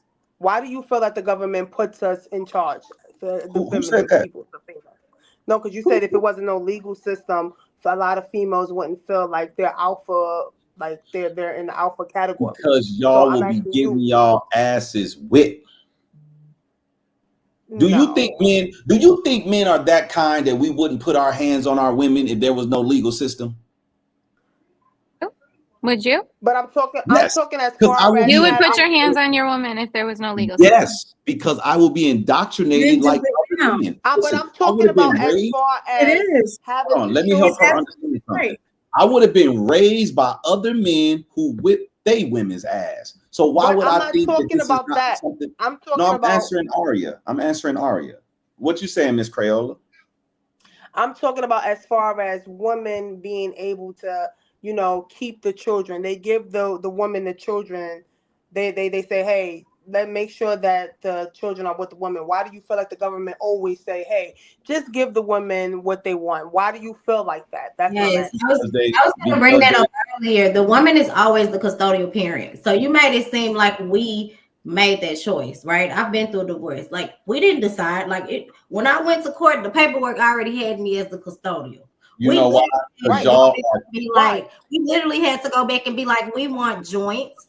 There is no depends on what state you in. Because y'all are controllable by the government. Over here, that it's not like that. It's not the women are the custodial parent. So y'all telling me that y'all who do y'all think has more power to revolt against the government, the men or the women?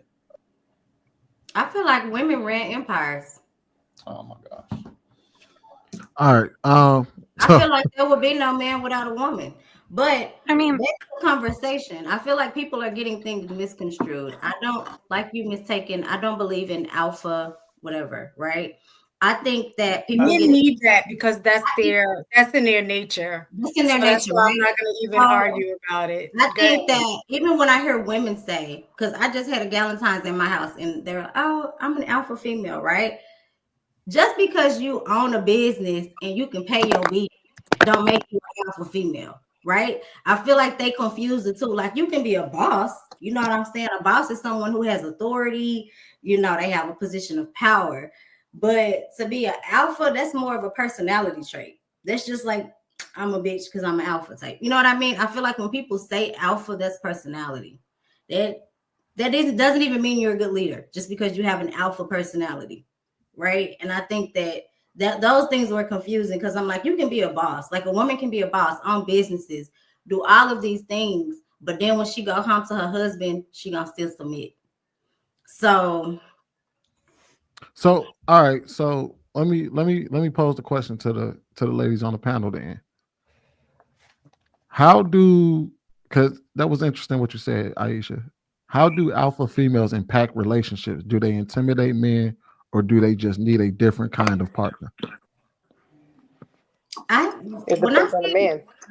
It depends on the man, because I know someone said, oh, men don't like women with attitudes. Like, I know men that I'm like, dude, blink twice if you're okay. You know what I mean? And he likes that. You know what I mean? Like, some men like more of a dominant. I have a friend right now, I cannot make this up. Her other person, he does all the cooking and cleaning. She does not clean at all. Like, when I say this lady don't clean a thing, she don't clean a thing. And he's still, in my opinion, he's still the head of the household. But he's more of a domestic role that I've never seen happen. Like, this was kind of a surprise to me because of the type of guy that he is. Like, he kind of, little thug. And I'm like, dang, he be cooking and cleaning and all that. Yes, he does all of that. She does none. So she work and he doesn't? What is her role? She gotta work and he gotta work. So they both work and she doesn't cook or clean at all. Does she? They got kids together? Yeah, they have one boy. Does she take care of the boy? Does she do everything for the boy. So he does everything. Plus, and he a thug. She lying like hell. Hold on, no. Hold on, wait, Will. I'm not making this up. Like, not okay, he a thug because he got a job, but he a little rough around the edges. Like, he ain't no. Well, we say down south, he ain't no tuck in dude. You know what I'm saying? A woman told me to watch my facial expressions when I be listening, y'all. So I'm trying to be on my best. No, I'm being completely honest. Like, so you saying I still don't believe you. So I'm not having the house mom. I'll be like, where's the house mom? Hold on, Will. Seem like to me. So Aisha, let me ask you a question. All right, so you're talking about this is a situation where you're saying that both of them work, but he takes on pretty much 90-something plus percent of not only the parental detail, but the household detail. I'm trying to find me one. I'm saying. Shit, me too. Now hold on, wait. Hold on, wait a minute. See, wait a minute. So it's interesting that y'all say that, right? It's interesting that y'all say that. Is that a fair deal? No, it absolutely is not. Does that sound like a leader? Hold on. No, Will, you moving on. Hold on, wait. It's not a fair deal. Why is he not the leader? Because he washing the dishes. When the roles are reversed. See what happened? No, you just asked a question. You said, that's what I was trying to get back to that. Thank you, mistaken. Oh, is that a you fair said deal? Is that a fair deal? And I said absolutely not, because when the roles are reversed, that's an issue for us as women, is that y'all expect us to work and then come home, do the cooking, the cleaning, the child rearing, and we complain about that because that is a lot on our plate and we want help. Because that is be bragging. When I be like, dang, I gotta get in here and cook, she be like, I ain't gotta cook. You know, he gonna do that. Don't you think it's interesting that that three ladies on the panel said, God damn, I'm trying to find that. Knowing how they would be affected if they took.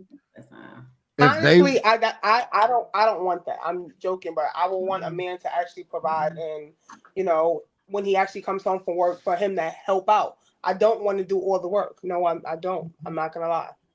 I want you to go to work, and I want you to also help out in the house. Okay, hold on. Let's dive into that. So, would you be working, or is it just him? I'll work. I don't mind contributing. I'm always a person that likes to be productive. So now let's talk about your ideal situation. Not that you just gonna go to work because you want to. Let's talk about your ideal situation. You want a man that provides, not something where you're willing to help out when times get rough. I'm talking about we talking face value. So you want a man that provides. So he's the one that's working, and your role would be. I'm gonna work as well because I like to be productive. I like to be productive. I don't necessarily want to work every day, but hey, if I have to, just to keep me afloat and just to keep my spirits high, to keep me doing something, I will. So you willing to work for your entertainment? Yes. Okay. But overall, I want the man to do most of the work. I'm not gonna lie. That's what I want. So you want him to do most of the work. All right.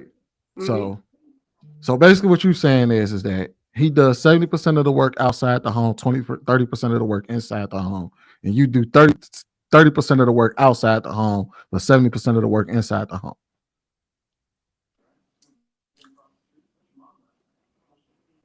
Yeah. Do the ladies agree with that? Is that what y'all looking for? I didn't hear. I So agree. wait, let me just make sure I heard. So you said he does 70% of work outside of the home, and she does 30% of work outside of the home, but in the home she does 70% and he does 30. Right. Okay. Would you agree with that? Would you want something like that? I'm okay with that, but I just want everybody to be on an equal playing field. But yeah, I think for me, I always say dependent. For me, everything is age and stage. Like my younger years, I was a hustler. Like I'm a hustle, I'm a work, I'm a grind. That's me. Now that I'm older, I ain't gonna lie. I don't even want to work no more. I don't either, but I'm just ready to hit this retirement. Can I give y'all some game to what Miss Taken just said? I'm sorry. Can I give y'all some game to what Miss Taken just said? She said, now that I'm older, I don't want to do these things. When she was young, hustle bustle. This is the problem and why young girls are so confused by you women. Because y'all live in a duality. Y'all want what y'all want when y'all want it. See, guys are expected to work from the day they become a man or a boy, young boy, until the day they die. We don't have this, I'm in my era where I want to work, or I'm in my era where I don't want to work. See, y'all pick and choose. Shout out to me. Y'all like to pick and choose. Right now, I want to do my thing. I want to work. I'm getting older. Oh, I don't want to work no more. I want you to carry the load. That's why girls forego being in committed relationships early on, because they want to shine, they want to hustle. Like you said, Crayola, you said, oh, I want a man do all this, but I still want to work. I need my sanity. But at some point, you're going to want to fall back. And then you're going to want somebody else to carry it. But in mass, are women given an opportunity to not work early? Yeah. They don't take them though. Yeah. Absolutely. Every last one of these girls, ladies, have met a guy that was willing to be far more generous at some point in their lives, and they was like, nope, because they want their independence. No. They want their liberty. No, we did not meet that man. We would have been chilling right now. We didn't meet that man. I've been looking at numbers, and I've never seen any numbers that represent the fact that young men are trying to get these women to start at home at young age. That makes sense. But understand something. If these women act like women, I'm not saying y'all don't. I'm just saying if they act like women and they acquiesce to a man's program early on, and they're submissive to him, and they present an option, whether he comes to it or they come to it, they try to edge him, bump him, nudge him over to that aspect of them not working. If that woman is fully on his program, I'm pretty sure most of the dudes that they've been, or some of the dudes that they've encountered would subscribe to that. But these women are too independent. They want their liberty. So that means how can you be too independent? I don't subscribe to that. Men want you to be independent. Men want you to be independent, but they want you to be dependent. No, men don't want you to be independent. No, they don't. You can have it both ways. Like because they do. That's what they want. Y'all act like we want this independence. Like we. Then y'all say y'all looking for leaders. Then y'all say the men were the leaders. We are now, if looking I'm for the leader, leaders. now if I'm the leader, right? If men are the leaders, that means I'm the leader. Are y'all do y'all ladies look at me as the leader? Damn. We have leadership qualities. Damn. I know a leader when I walk through the room. Yeah. I think y'all men are the leaders. Y'all the leaders. So I said that. I look at every black man as no, not leadership qualities. Am I a leader? Why do you look at We don't every know. black man? We don't know that yet. We don't know you on that level. We can't Hold on, just let's But get Bruiser in there. What you question? have it in you. Hold Why on, y'all. Let's get Bruiser in there. Why do you look at every black man as a leader? Who, me? She said she look at every black man as a leader. Oh yeah, because obviously I don't. That's what she. Yeah. Where do you get your merit to substantiate looking at men, every black man as a leader? Is it because the color of his skin? Hold on, Will. Hold on. One umbrella. And so I think that goes back to me personally, how you were raised. So in my mind, I automatically look at you guys like you should be leading and doing the right things. Okay, so you look at black men like they should be leading, or they are leaders. You are leaders. Like I look at you guys like you're leaders. Darwin, I genuinely listen to you. Sweeney, I genuinely Like your listen leader. She keeps saying Like like your leaders. Not you are a leader. to you. Right? You're a replica. So in There's my a mind, replica of a leader. go ahead. I'm sorry, I couldn't hear Darwin. When you change your word choice, it complicates things. So when you say you look at every black man as a leader, I'm trying to speak to that. Not whether or not he should be, not looking at him like he's a leader, but it's something about. I truly look at them as leaders. So what about white men? men, or what about any other man? Responsibility is on our shoulders. Is it the same sentiment with every other race? Y'all already know I'm just rooting for everybody black. You don't ask me that question. So we can agree that the reason why you look at every don't ask me that question. Reason why you look at we got too many problems going on right here. I can't focus on nobody else. I get it. So we can agree that the reason why you look at every black man as a leader is because of color of his skin. Okay, I was just trying to understand it.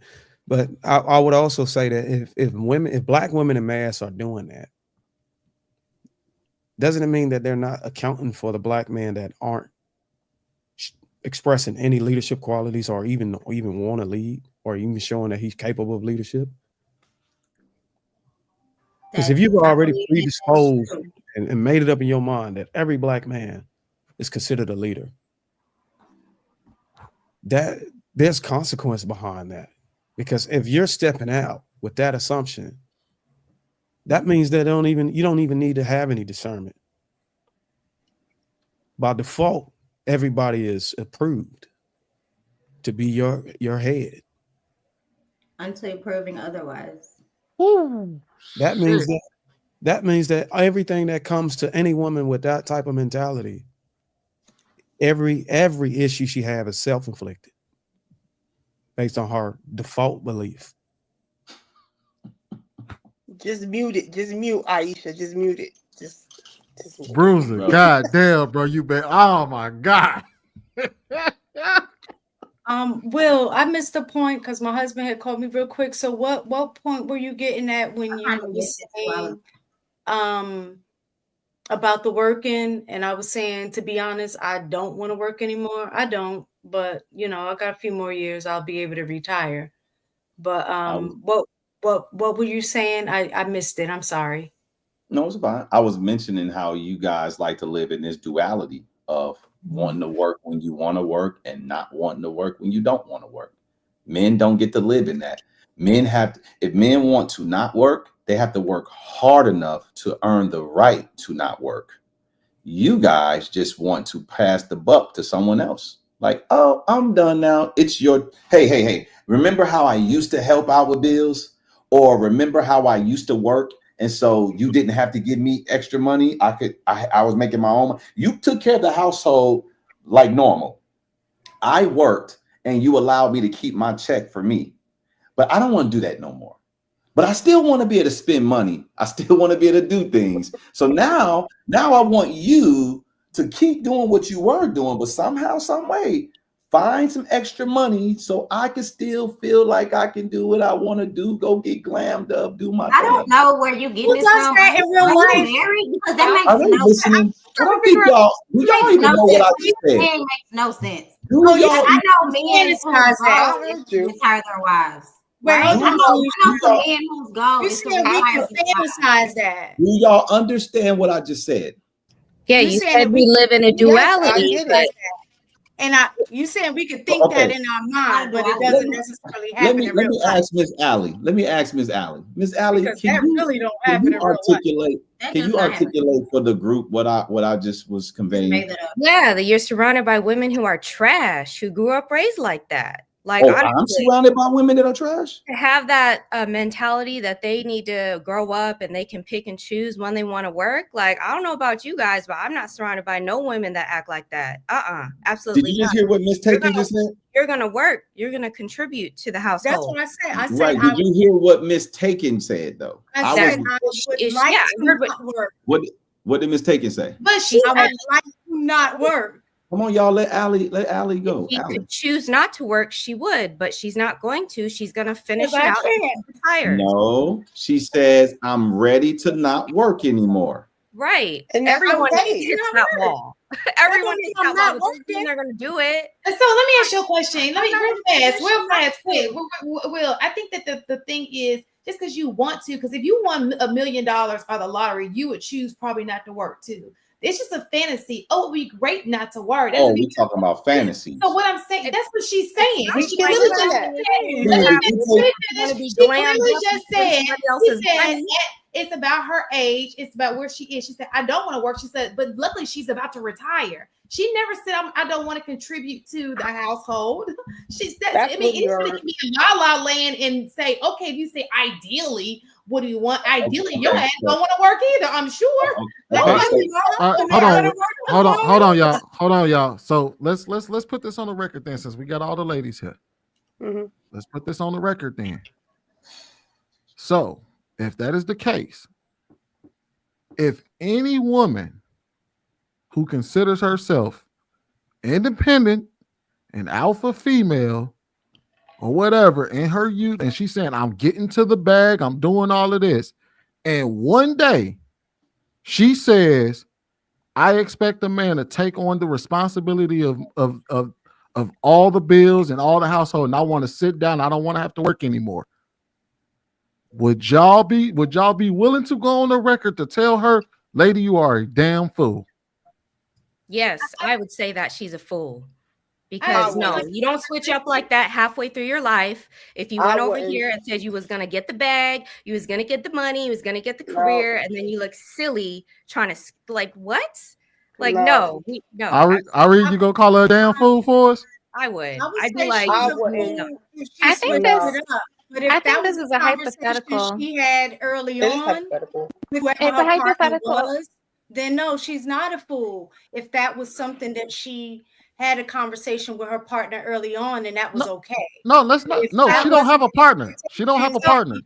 She's coming out and make it. Say, for instance, she's on the dating market, and she says, "I require." We're talking about a single woman that's been working for half her life, and now she says, coming into it, I expect the man to come in and pay all the bills because I'm not gonna be working. I should never have to touch a bill if I'm in a relationship.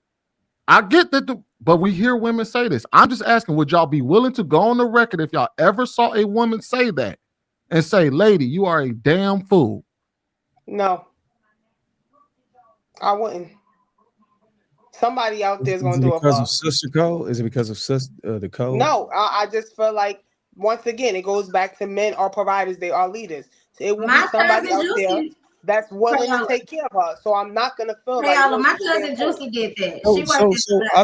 I think Creola made some important statement. If you're saying that men are providers and leaders, and then he made a case earlier, the terms we present for you early on to keep you from starting your independent journey, it's not an option for you. How does that mean that we're leaders and providers if you the terms that we present under our leadership is not even in the cards for you, or not even the option for you to stand under? That means we're only leaders when you burn out. Because I would argue that our terms are still the same from when you're 35 and you opt out of work. Or are you saying men are changing their terms from the time that they invited you on board before you started working? I feel like you pick who you want to lead you. That's what I feel like, honestly speaking. So I'm only gonna pick who I feel like is gonna actually be able to lead me. We didn't say all How men you are pick? leaders. What is the picking process? Are you evaluating the terms they present? Yes. So that's what I'm saying. So when Will initial statement, the terms that we require you to adhere to for us to keep you at home and be a sole provider, you get to choose whether you like those terms or not. Okay. Our leadership is contingent upon whether you like the terms. That's true, right? So your submission To a is certain degree. conditional, right? To a certain degree. Okay. I'm just trying to understand. Let's get Ari in there. Yeah, go ahead. I'm just trying to understand y'all minds. That's all. So on the one hand, I think these hypotheticals are not necessarily realistic. I mean, I was married for 10 years. I know a lot of married and formerly married women. And I don't know a single one of them that decided by herself to be a stay-at-home mom or a stay-at-home caregiver, right? Like that's a conversation between the couple. So it's not as though someone can just like force your hand to, you know what I mean? Like if you're dating and somebody says, "Hey, I want to be a caregiver," instead of going to a corporate office, and that's not interesting to you or that doesn't appeal to you, then you don't have to date that person. And so I think like having an upfront conversation, like this is what I'm hoping my life looks like, which isn't me, by the way, but I feel like that's actually kind of an honest way to go about things. This whole conversation, though, there is a lot of talk about transactional relationships where, you know, one person has to give this and the other person, like, you got to give your body and you got to give your money and you, right? Like, it's so transactional. And even the idea of having a person that has to be dominant between a couple, it's to be honest, it's kind of in my mind all predicated on eating up this colonialist idea hook, line, and sinker, right? Like if you look through history and you're looking for, like you were saying, like if there was no rule of law, then men would X, Y, and Z.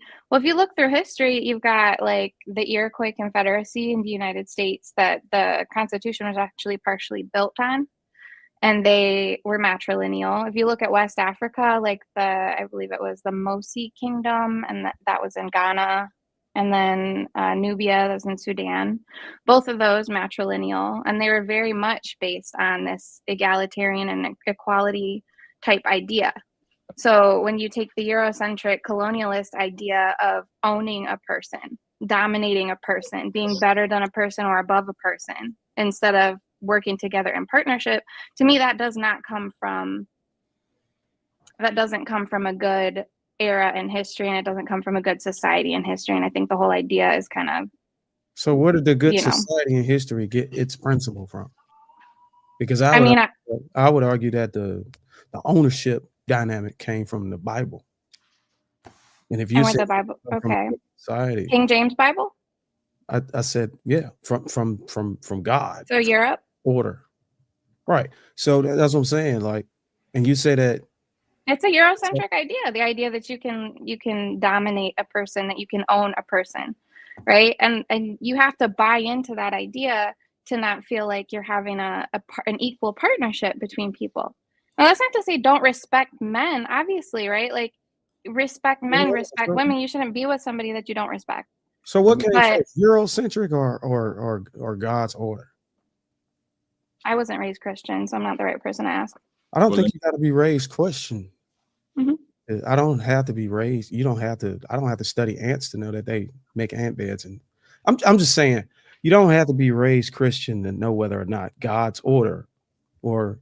I do not believe that the Creator. I do not believe that God made one half of our population, you know, dominant or better or above another. Okay, no, got it. I don't think that's true. But you stated earlier that we're talking about transactional relationships.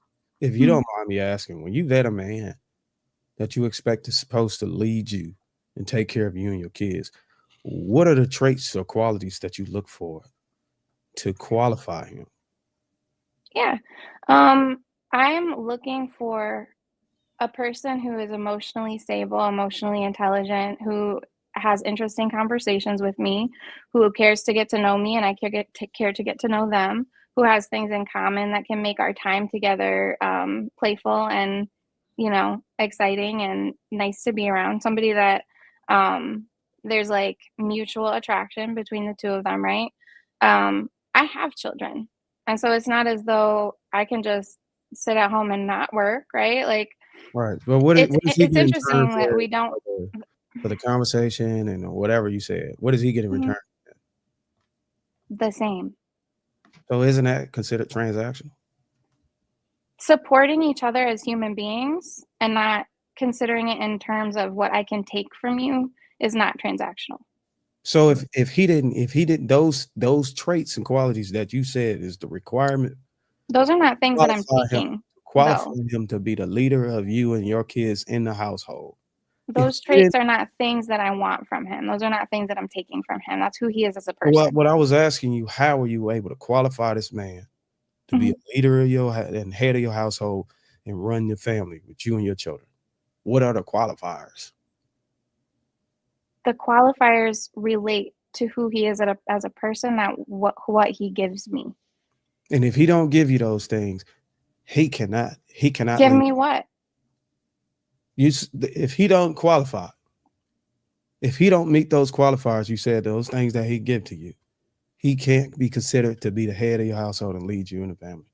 If a person meets those qualifiers, if they have those characteristics, that means that that's a person who, I can resonate with. That's a person who I'm attracted to. It has to do with who that person is, not what that person gives me. I understand that. I'm saying like, if he has it, he's good. He can be the head. He can lead you. You can take you as his wife and your kids. But if he don't, he can't, right? I have to respect and care for and be attracted to a person that I want to have as a partner. Yes. It's a yes or no.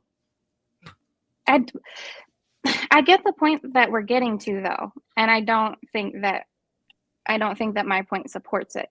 That's all. Bruiser, can I try? Go ahead, brother. So, when you're in a relationship with a man, is he the leader, or are you the leader, or are you both the leaders? I would say it should be a mutual partnership, and I think that it should depend on what area you're talking about. I'm not asking you about if it's a mutual partnership. Yeah. I'm asking you about the word leader. Are you the leader? Is he the leader? Are you both the leader, or are there no leader? I guess both in different areas, right? We all have our realms. No, ma'am. No. Listen. I'm not asking you, are you better in certain areas of a relationship? Do you take the lead in certain areas of your relationship? I'm asking you, is he the leader? Are you the leader? Are you both the leader? Or is there no leader? What's the leader do? She already said both. So let's go with that answer. Yeah, I was gonna say. I'm assuming that y'all, she didn't say both. Y'all do understand leader is a defined title. That means that person has veto power. That means that person dictates the term, the direction, the balance. That person sets the tone and the stage. If they're But you both could be leaders.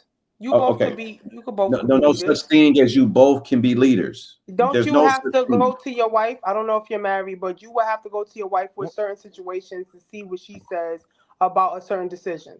So hold on. Let me clean this up. Let me clean this up really quick. Let me clean this up. Your husband still leads. Wait. He still leads, but you can be a leader as well. All right. Yeah, I just wanted to get this point out. When we talking about relationships, her ideology is that she's gonna have a partner and they both gonna be equal.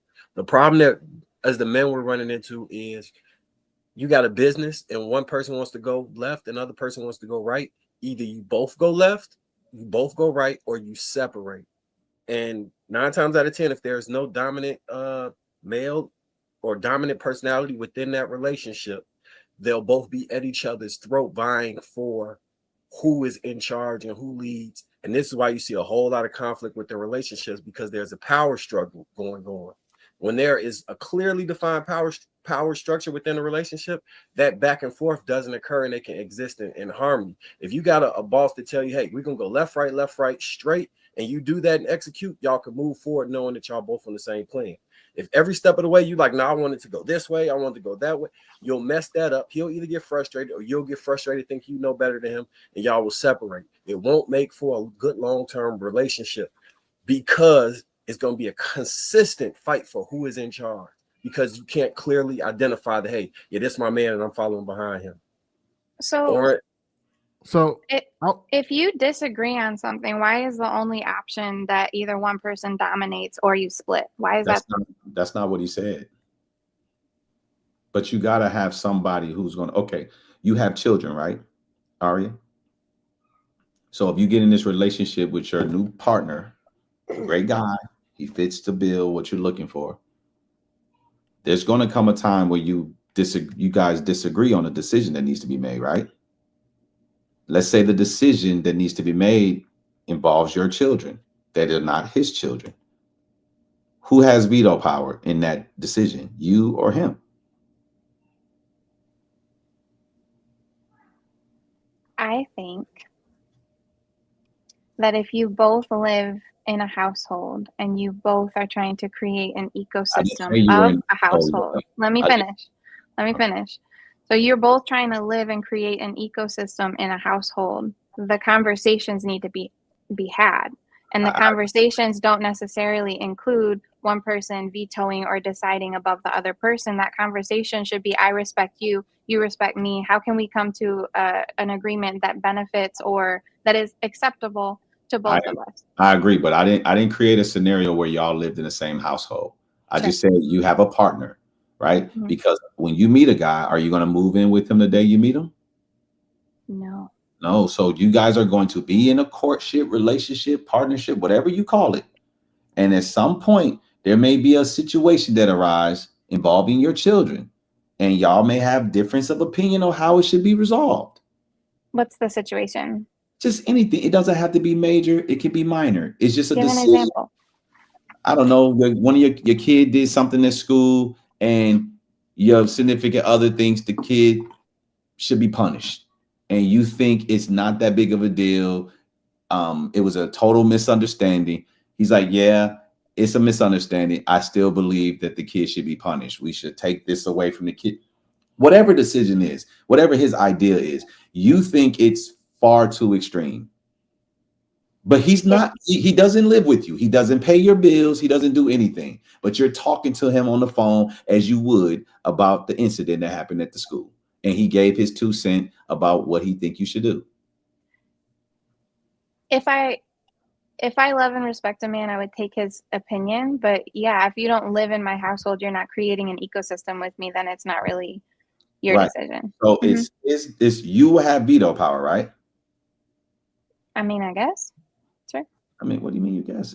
I don't really understand what you mean by veto power. Let me explain. Veto power is, he says, I think the kid should be punished. You don't agree with him. He's not in your ecosystem. So you say, I'm going to do what I figured is best for my child, because that makes you have veto power. In other words, he wanted to make a decision. He brought the decision to you. He could have made that decision, but then you said, no, we're going this way. That's veto power. Ultimately, you get to say, I'm not taking your decision. I'm going to make my own. Mm-hmm. So essentially, in that particular scenario, you would have veto power over any decision that he would try to make over you and your child's life. Mm-hmm. Yeah. Was there a point that you were trying to get to with this, Will? Now that we understand what veto power and everything means. Yes. So fast forward, and you guys are now in a relationship, in the same household, married. He's a great husband to you, great father to them. I'm not going to say stepfather. He's a great father to them. Another scenario arises. You guys don't see eye to eye on it. Ultimately, you strongly believe in going left. He strongly believes in going right. This is a great guy, great to you, great to your kids. Will his decision to go right trump your decision to go left? Or would he forever have to always compromise with you and talk with you and come to a conclusion with you? Or does he have the ability to just say, this is where we're going, end of discussion? Nah, it's about communication. He got to come to Not me. you, Miss It Huh? It depends. I don't know. You don't Well, like that. You want like a no, I don't. You're not qualified. my This woman. is it. No, Yes no, or no. Like that's what you're looking for. It That's ain't all about I'm me let's roll with liking this. it. Let's roll It with ain't this. about me liking it. You're not Let's my roll It with this. depends, right? Like, so if it's an area that he excels at and that he, has the strengths in, then I'm more likely to take that as I don't know, being informed and probably the right decision. So let's make it to this Other things area. might be me on that. And then yes, when you're like, yeah, do they always have to talk to you if you disagree? Like, yeah, that's how a relationship works. You got to talk to each other. Let's make it an area where you're strong at and he's not. Mm-hmm. And he says, no, we need to go this way. We will talk to each other. And what if he doesn't compromise? What if he won't budge? Can he say, no, this is the direction we're going? In He an can say area that, but then they'll get divorced. They'll Right. end up divorced. So the reason why I'm getting, and I'll shut up after this, the point I'm making in all of this is he's not the leader, because leaders reserve the right to delegate, to allow you to take lead in areas where you're strong at, and you as a follower have to allow the leader to make a mistake. You have to allow the leader to be wrong. You have to allow the leader to make a mistake by saying, this is the direction we're going, and that not be his strong suit, but he believes in it and he's ultimately wrong. But because you ladies don't see that as a viable option where a man can be wrong, giving the man the space to make a mistake, something you know is wrong, something you like, this is not the right decision, but say, you know what? I trust him. And I want him to maintain confidence that I trust him. I want him to maintain confidence that I'll follow him. I'm going to make him aware that I think is wrong. I don't think you should just follow him blindly and not tell him that it's wrong. I think you should definitely make him aware. I don't think this is what we should do. But because you're adamant about it and you clearly aren't going to change your mind, let's do it. And then if it fails, it fails. And then you guys have a conversation about it. All right, let's go. Let's get Shannon there because she had her hand raised for a minute. I'm sorry, I had to step away because I do business at night because my little Asian people. But I have a question. Where Asians were the business at. You guys think time is different. Asians at night. So my question was, in the scenario you just gave, were they married? That's what you're saying? If you were married. Yeah, I said he your husband, great man to you, great father to your kids. Right. So I think that if you know that it's a bad, so it just, again, it's going to depend on the decision. But if you know that it's a bad decision, right, and you're having a conversation, I don't gamble with kids. I don't gamble with your kids when they're in my classroom, right? And these aren't even my children. So if it's a poor decision, kids lead by example, right? I mean, they learn by example. So you're technically teaching them something that's not, I don't know what the decision is on what the scenario is, but if you know that it's poor, nobody wants to what's the word?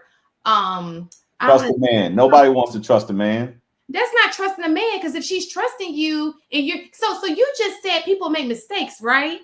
Mm-hmm. You can trust a man and he leads you off a cliff. I trust. So what I'm definitely using it as a scenario, but what I'm saying is she can show that she believes everything that you say, but sometimes it's okay to get a second opinion. If from a woman, if you guys are talking, you having a conversation with each other, like, babe, this is why I think it probably wouldn't be. He wasn't negating her opinion at all. He was trying to get to just one simple premise that in a relationship, if you are going to fight against what he's saying that needs to be done within a relationship, then the conflict will arise and you guys will break up. If you're not in a leaderless relationship, that's all he was saying. It's not, okay. I just heard the kid situation. Yeah, the whole point of that he was trying to determine. That's why he was asking if she was the leader, he was the leader, or they're both the leader. Because ultimately, that was the point he was trying to get across. Is if in this particular situation, let's say for the sake of argument, that she is the person that understands the topic more than the other guy does, more than her husband does, or whatever, right? In her particular situation, what he was trying to get her to essentially say is, let's say for the sake of argument, he's not budging. What would your decision be at that point? Would you roll with the punches and roll with the man, even if you went and go with his decision? Or are you going to veto his decision and do things your way? There's no more. Y'all had y'all conversation. Y'all tried to talk it out. He's saying no. Is she going to roll with it, or she's going to do what she wants to do? Sure. So I think that she should probably, if it's your guy and you trust his leadership, you should follow him. But I will also admit that even when you're talking to leaders, any leader over any major corporate, a leader he doesn't know everything. That's why he has people under him to do things, and he listens. Leaders have to listen as well, make wise decisions, and they have to understand that I'm not a pro at everything. So we both know that she's the expert in that particular field, and she shows that that's her thing. Why would you not? Is it like your balls need to be? Why would you not want to take that? Because you just said that's something that she's great at, right? Right. Let's say for the sake of argument, he did consider all of that, and he still believed that's the whole. We're just trying to get to the point where the decision is made. You're just saying the executive decision should be, I mean, even if it's going to hurt somebody, right? I'm just we're trying to get to what happens, who's going to make the decision. We're throwing in all these caveats, and hold on. So if you're saying that it's going to, that's where the line. No. Listen, Shan, we're trying to get it to a point where we're trying to figure out who makes the decision. But you just said, hold on, wait. Everybody, Shan. I understand what you're saying, but this is why it's so hard to follow you. You just clearly said, even if it hurts somebody, why would anybody put themselves? Make some sense around it. Shan, we're not making it. We're not under the assumption that the dude is intentionally trying to hurt the family. The hurt part knows it's going to hurt the family. Shan, stop. I'm not following that. I'm not going to follow anything that I feel like now. No, we understand. Hold on, wait. We understand. That's the whole point. That's what we were trying to get to. Is that if you say I want to go left, and he says I want to go right. Let's say for the sake of argument, he doesn't believe it's going to hurt y'all as a family. He truly believes in his plan. He truly says, I think this is going to work. The after result may be that it hurt y'all. It may not hurt y'all. But you are the other person in the decision-making part in the situation. And you're saying, this is going to hurt us if we do it. I don't want to do this. And he's saying, let's do this. We're not assuming that he thinks it's going to hurt y'all in the end. He thinks it's going to work out for the best. You think your decision is going to work out for the best. Get in there too, Sweeney. So you would say that you would still all right, no, what would you do? I would say, I'm going to follow your lead, but understand that if this does not go right, I'm going to lose so much confidence. Because I'm telling you what I see, and I strongly believe this, but you are the man and I will follow you. But understand that this decision, if it does not go right, will make me lose my confidence. That's when you just leave her right there. And you say, I'm giving you an honest answer. Because I'm telling you. So this is the thing. You can't see everything. It could be your blind spot. It could be something that you're just not good at. And I think that as people, I think that there are things that men are strong in, and I think that women are strong. Hold on, you gotta let it land, Will. You gotta let it land, Will. We are not all knowing. We're human, right? But if I see something that could lead us somewhere that we do not want to be, and I say, okay, I'm gonna fold because you are the man, and I want to. And I'm going to give you that. But understand, you can't, if the outcome is it goes terribly wrong, that puts in this situation, you can't be mad at me for taking that in consideration. And now I look at it a little different. Like I'm gonna be always like, dang, I can't trust because I don't want to be in this situation no more. You're right. That's for him to just leave. Let me interrupt real quick. Hold on, Will. Hold on. Let's let Darwin in there. So with that logic, Shane, it makes sense. If he does make a decision, and it turn out the results is bad, you're gonna lose confidence. Got it. So is it safe to say that women who by default up front don't believe in a man should exercise his leadership before there's even a bad result, by default they don't even have confidence in him, initial confidence in him, right? I don't understand that question. If you're saying that you're going to lose confidence if something bad happened in an event that he exercised his decision using his leadership, so women who don't even allow you to get to that point up front, they're saying, no, you need to come through me before you even make the initial decision. They by default, they don't have any confidence in him.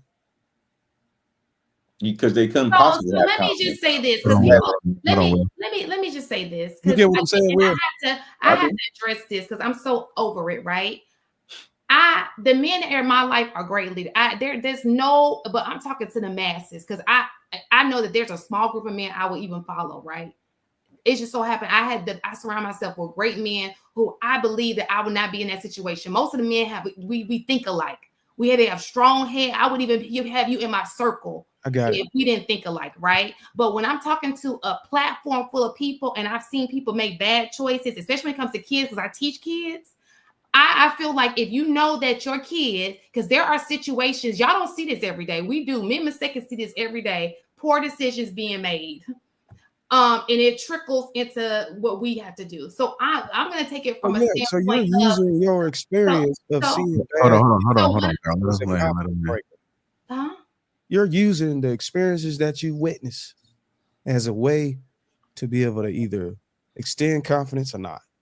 It's not necessarily based on whether he was a good leader or not. It's based off of your surroundings, your environment, the experience. No. I'm saying that for my life, I choose to deal with leaders, right? But I'm saying when we're talking on a platform, everybody's not me. Everybody don't have the same people in their life that I have in my life, okay? So when we're talking on a platform, I'm saying in general, if I know that I'm in a situation, let's just say I didn't have, and because men lead, some men are not leaders and they lead women astray all the time. And these women know this shit is wrong and they still go with it. And then kids then got involved. It's a whole bunch of things that have gotten involved. Me, I surround myself with men. I think that, from what I've known, I think that Bruiser, you, Sweeney, the things I know about you guys are great leaders, right? You had to know that you're not right. So my question is, do you believe the United States military that protects this nation has a great leadership representation that men should adopt in their relationships?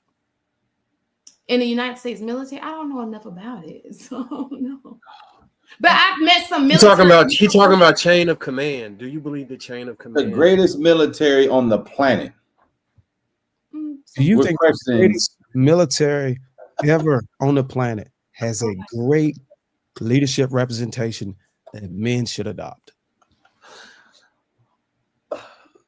Sure.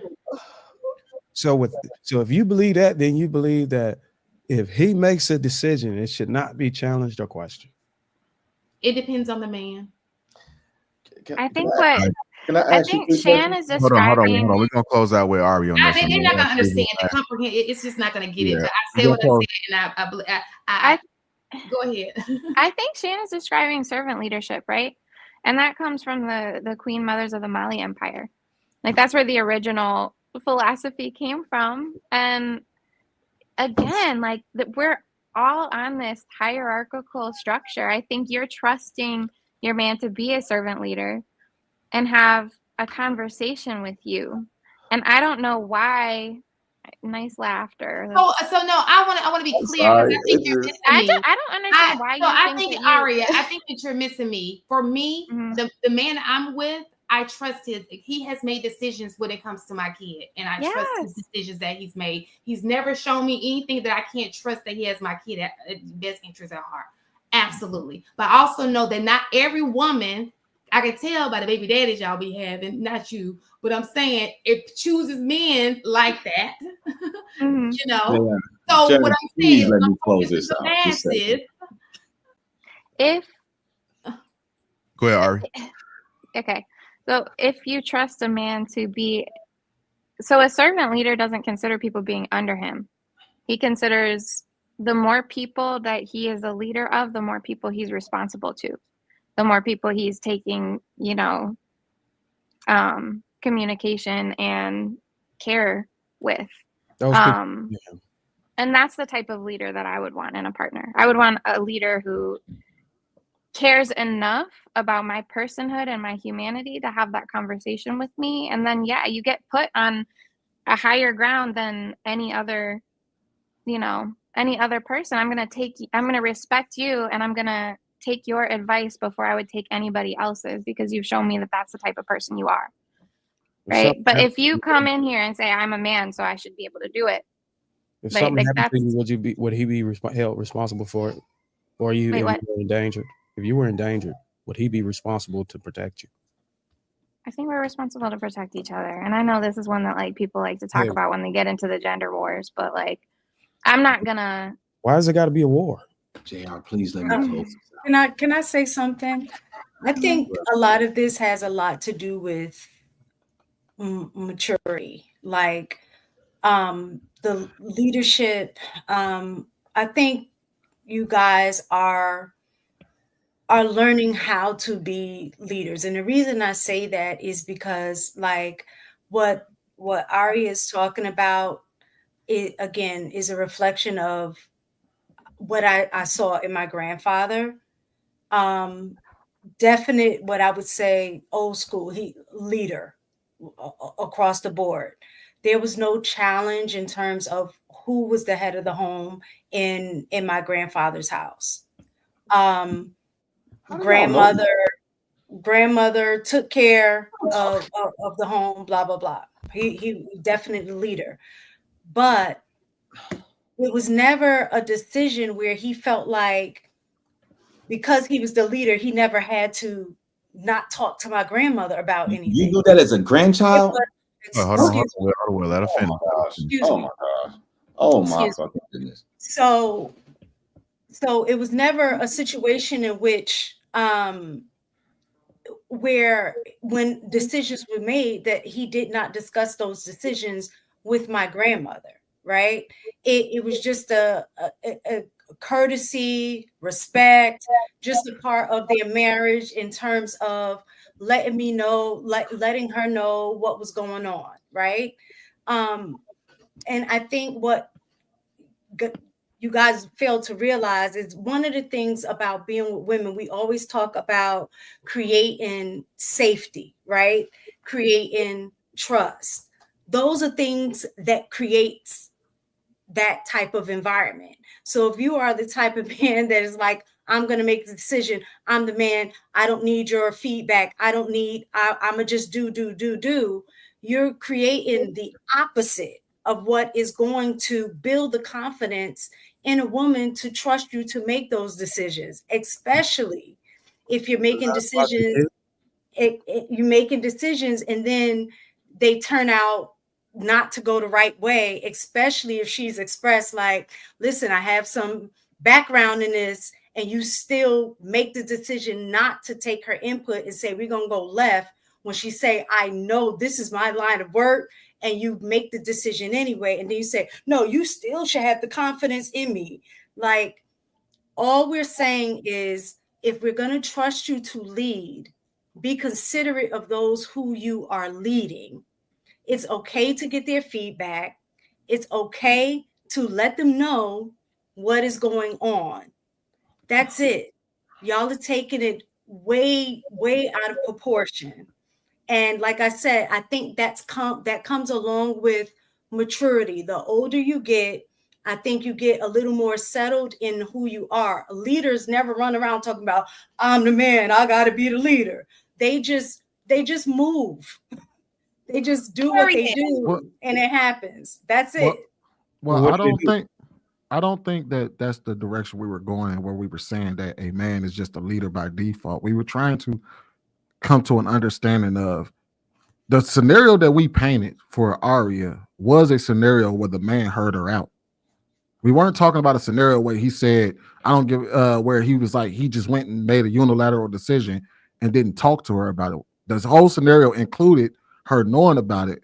We were just trying to come to a consensus of if it came down to it and y'all did not agree on what should be done, what would her decision be?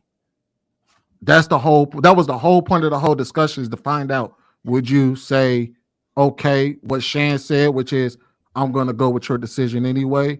And you know what I mean? Obviously, for the sake of argument, she said that she would lose trust in him if that was the case. Or would you say, I don't like what you're trying to do, I'm going to do this instead? That's what we were trying to come to. It was like we was trying to walk it down to where, okay, now the decision has to be made. Who's making the decision? All right, y'all, let me get to this last clip so we can squeeze it in there real quick so we get up out of here. Mills, $2 says, oh, I read this one already.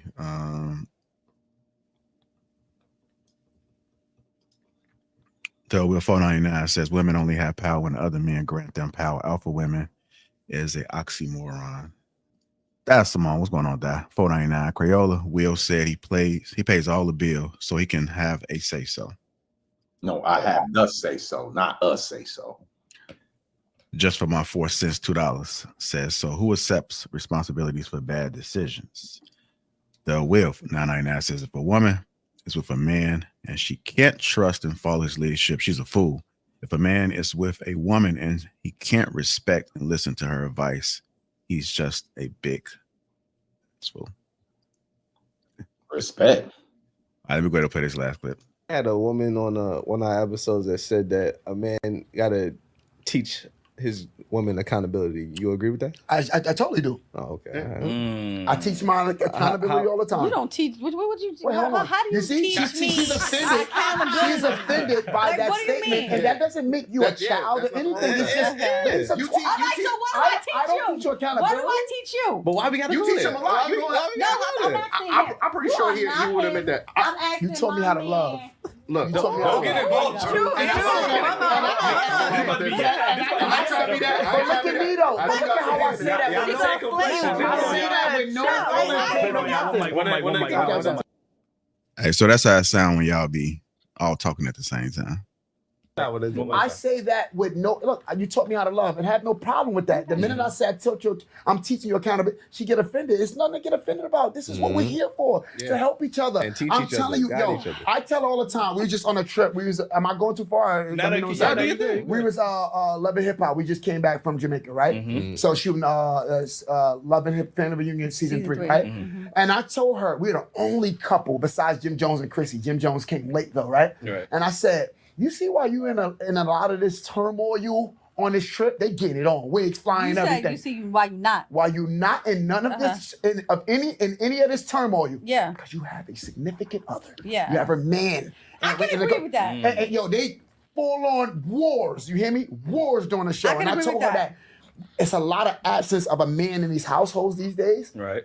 And the women, they going crazy out here. They trying to get back. I keep hearing, oh, we just been with y'all word decades ago. Like, what is that? Yo, we just had what are we really doing right now? And this is when I tell her relationships are over. If you're not in one right now, it's going to be hard for you to get in one because we're looking for the wrong things in each other. Not you understand? I hear you, but I'm speaking for the majority. Majority. I'm watching. I'm looking. I see what's going on. We're looking for the wrong things, man. Nobody's taking time to really learn each other anymore. It's like, yo, damn, it's fucked up. I'm one date. You know, I don't like the way she. I don't like the way he. And it's like nobody. What about what you like? What about what you like? Nobody's looking for what they like. No, I said he's not wrong in that. Okay. All right, he said something about some men have to teach women accountability, and we are all looking for the wrong things in relationships. You guys thought about it. Let me get Shannon now.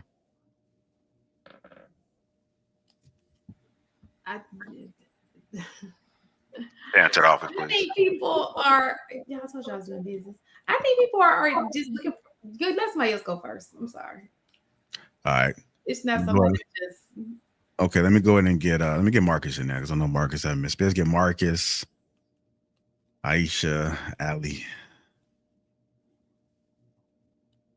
All right. So, which question were you asking me the same question to Shannon? A different question? Yeah, no, it's the same thing. I just kind of summed up the video a little bit. Two key points he made was about him having to teach women accountability, and then he also mentioned that what we getting it wrong is that we're looking for all the wrong things in relationships. I would argue that he probably might have some. So, did you see that little doll that was on the table that say "Groupie Slayer"? Yeah. I think she like walked in there with a headless doll, and she kind of was bucking up at people. For me personally, that would not be an ideal scenario. I don't think my wife would carry a doll saying "Groupie Slayer" and be engaged in any love and hip hop type drama or fighting. But to his point about, do you see how you weren't involved in that because you have a man who's saying, "Hey, we're not going to get involved. I'm not going to do X, Y, Z." I respect that point, and I mean, I agree with that. Like, my wife don't be involved in no family drama, none of that shit. She like, hey, no, we not going to each other's significant other family and trying to like talk slick about them to them or our own family.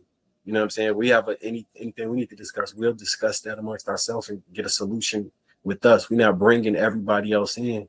And I think on Love and Hip Hop and them type of shows, those people, because there is no clearly defined power dynamic within our relationship, then you try and co-opt other people to get on your side so you can feel more right. Like, he did this, y'all, listen to this. So those people can shame him so you can give the last word and be in charge or whatever, or vice versa. She did this, y'all. It's kind of weird to me for people to make that case about how women should act when you just need to interact with that woman to make her understand this. Hey, this is what I'm okay with. This is what I'm not okay with. If you're not okay with that, then you can leave. If you're okay with that, then we can roll. So like that whole bringing everybody else in your relationship for it to function properly, it's like a fool's errand. It's the exact opposite. It's like relationships thrive better when you don't put them on social media. They thrive better when you don't put people in your business. They thrive better when you don't exist in chaos and drama and all of that shit. And the clearest way for that shit to thrive is back to the power dynamic I was speaking of. Like, when it's clear what's happening, what's going to remove all confusion. Confusion and not respecting the decisions of who you say you want to be with is probably 99% of the relationship problems. You remove that aspect out of the relationships and you got perfectly sailing relationships. Like the guys made a point earlier about, if he make a mistake, do you still trust him? If you want to be in a relationship like that, you understand he's gonna do double to try and fix whatever mistake he made. He's not just gonna make a mistake and y'all fail and just keep falling and nothing else. You know what I'm saying? But that comes through to Aria's point. It comes through with trust, right? So I think that's the other aspect. For a healthy power dynamic to exist, trust has to be there. And I think his woman, no matter how she was acting, because he was okay with it, trust him enough to follow whatever example he was saying. It's just not the example I would say. All right. I'm gonna go to Ali and then I'm gonna come to you, Aisha. Ali, what are your thoughts about that? Do you think that it has to be a clear power dynamic when you are in relationships? How you feel about what Marcus said? And you can also comment on the video as well. I do see what the men are saying, that there are a large group of women that do need to take more accountability, but I think it goes both ways, but I know that's not what these men want to hear. I think that same thing with Ari said, you have to have a mutual build of trust in order to be able to hear each other out, to have good conflict resolution. I think the core of the problem is that a lot of people these days just have shitty communication skills. They have problems being able to identify, they have low levels of emotional intelligence. They don't recognize what emotions they're feeling and then decide what it is and then make a decision of what to do thereafter. And I do agree with Marcus's point of, you never bring other people outside into the relationship, especially in the entertainment industry. The love and hip hop stuff, everybody's got an agenda on all these shows. So it's just like, I take those types of interviews specifically. Oh, we just came back from Love and Hip Hop. They're trying to advertise the show. They're trying to get you to watch it. Of course, they're going to say like, oh, we were the only couples that but you never know what happens behind closed doors.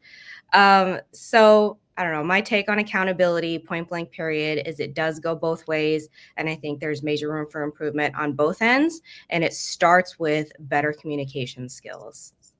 And I'll land it there. Okay. Let's get Aisha in there then, Dara. I think that I agree with Allie. What I will say about the clip is that I still feel like they're filming Love and Hip Hop, because the way she yelled at him when he said, "It's my job to hold you accountable." I don't know if she's just had too much to drink. Really wasn't really feeling how she responded to that, but I agree with his sentiment, because in past relationships, I feel like it was the man's job to hold the woman accountable. Like, I've been in relationships where I've gotten in the car and he's like, maybe you shouldn't have said that to your friend. You know what I'm saying? Or maybe you shouldn't have did this. And I think it's about how we receive it, right? I think that we have to be willing as women to be able to receive those things from men. Because it's so easy to kind of like spaz out how she did and start yelling, rather than to really like receive information. That's really all I have on that clip. I'm really not a fan of Love and Hip Hop, so I don't know them. It just seemed like a case of not being equally yoked, not having the same mindset about things, decorum, how to operate in front of other people if you got disagreements in other people, establishing a mutual protocol on how to step aside and address it without making a scene or making yourself look stupid or incompetent in front of other people. Also saw that the woman has her mindset is of the fact that it's a bad thing or it's taboo for someone to teach you something. And if I were him, I would pose the question to her that it's okay for the instructor at your college that's giving you a degree from an institution to teach you. But the man who lay beside you on your pillow every day, every night, to protect you from every bump in the night, it's taboo for me to teach you something. Like, I don't understand that. Why the man that's supposed to lay down his life for you can't teach you something? You get what I'm saying? Somebody who loves you and have your best interests at heart over anybody else in the world can't give you some type of education on something. Or it only makes sense that he would be able to see a flaw or something that you might need some improvement in, because he's the closest to you. He knows you more than anybody else can possibly know you. So it only makes sense for him to see a place where you can improve and start it. It would be bad that he's not teaching her. If she had an accountability issue, I would argue that it would be bad for him not to insert himself to want to be able to try to teach her or help her out or learn how to hold herself accountable. So I think that's a growing number of women kind of feel like that a man shouldn't be able to teach me nothing. It's just this thought that he taught me. Like it's maybe giving him a sense of misogyny.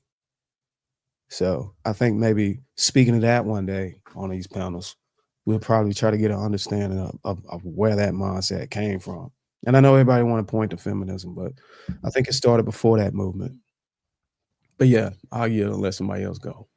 I don't think that I want to be with a man that I can't learn anything from. I know for me, like I said, I was married for 10 years before irreconcilable differences or whatever you call it. And not a single person in our orbit saw that coming. And the reason for that is that when we had disagreements, arguments, differences of opinion, that was discussed amongst ourselves. So not a single person was like, oh, good, or yeah, I figured, right? Everybody's like, what happened? And that's kind of, to me, how it should be. Because him bringing up her having a problem with accountability in front of others, a little disrespectful. Her yelling at him, definitely disrespectful in front of other people. Like that, yes, we should both want to learn from each other, and we can both teach each other things, and there's nothing wrong with learning from somebody. And to Aisha's point, I don't want to be with a person I can't learn things from either. But to have that conversation not only amongst others but also televised seems like you're probably not on solid ground as a partnership anyway. I got you. I'm gonna go to Shan. Let me just, this clip is 1 minute and 20 seconds, and I'm gonna go to Shan.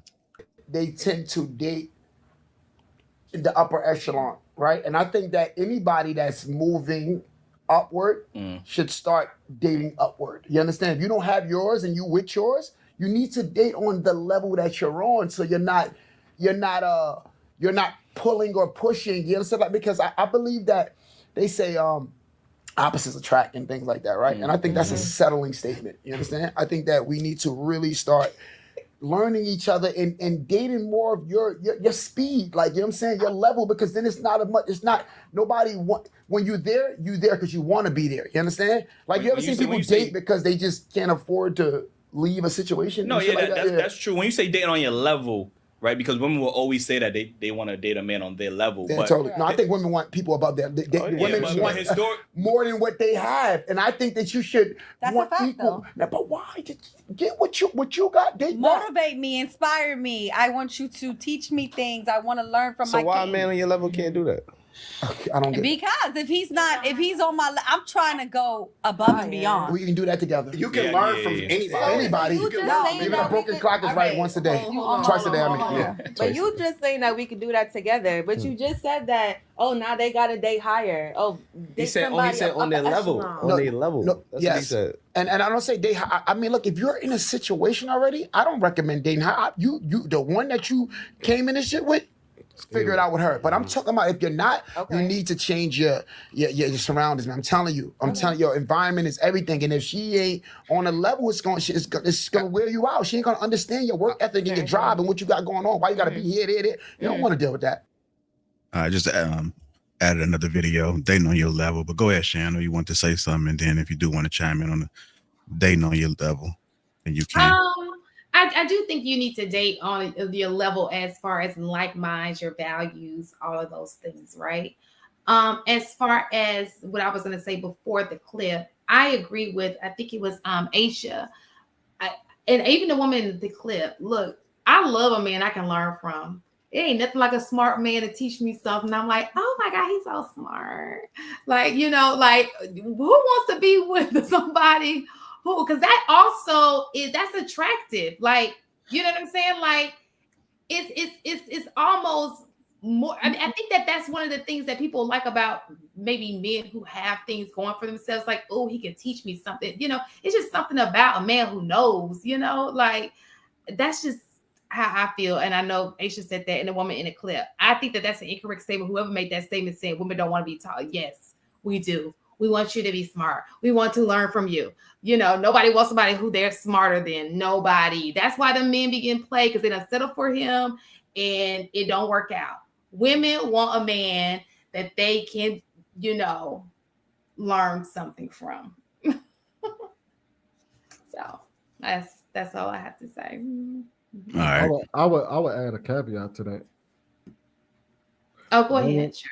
Women love a man that they can learn from in a category that they actually want to learn from.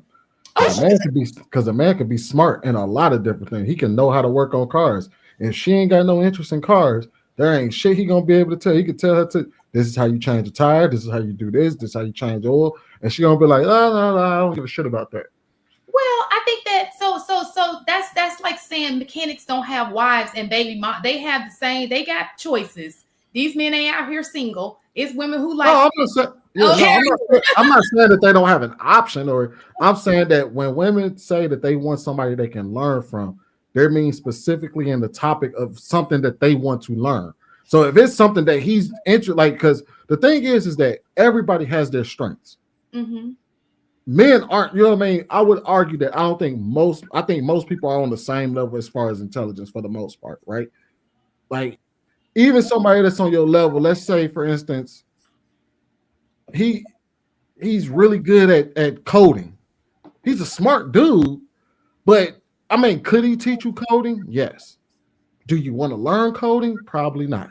I think I think that to give you clarity, because I see where you're going with this. I think women just like a man who's an expert at something, like something you can see, like he knows something. Like my dude, like he got that, you know. Because sometimes I date guys and like my dude's an architect. I don't care about how to build. It's just his knowledge. Because it trickles over into other things. Like his advice is just the bomb because he's a deep thinker. It's not it trickles over into other aspects of the And so I don't care about building houses and formats and shit, but it's just his mind frame, the way he thinks anyway, because he's a problem solver. You know, he's just sexy. How he can do that, right? It's just the funny thing is that I will say this. I think most men are that by default. You have to be a problem solver because nobody's there to save you. You know what I mean? So like they have to figure out things in their lives. A garbage man is an expert at taking out trash. I'm an expert at barbering. Marcus is an expert at real estate. JR is an expert at podcasting. Bruce is an expert at video. You know what I mean? And whatever. He's an expert in the military. What? Like, so the thing Y'all is, all got women, right? but what I'm saying is that I think sometimes when women, and I'm just going to say this, ladies, if you're saying that you want somebody that you can learn from, understand that what you may learn may not be a topic that you like. It may be something that you might not be interested in.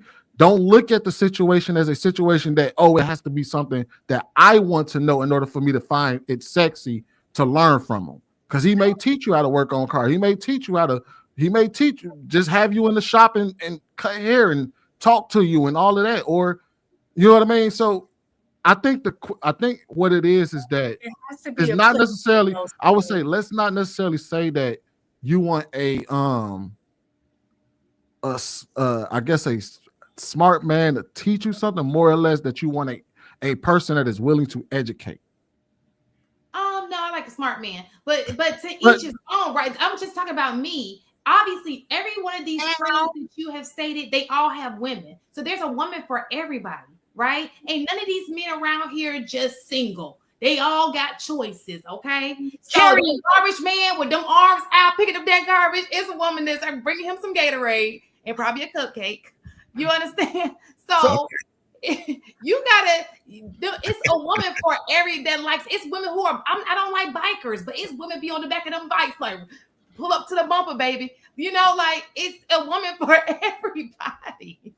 I don't gotta like every man, you know. I'm not saying that. I'm just saying that I think it should be.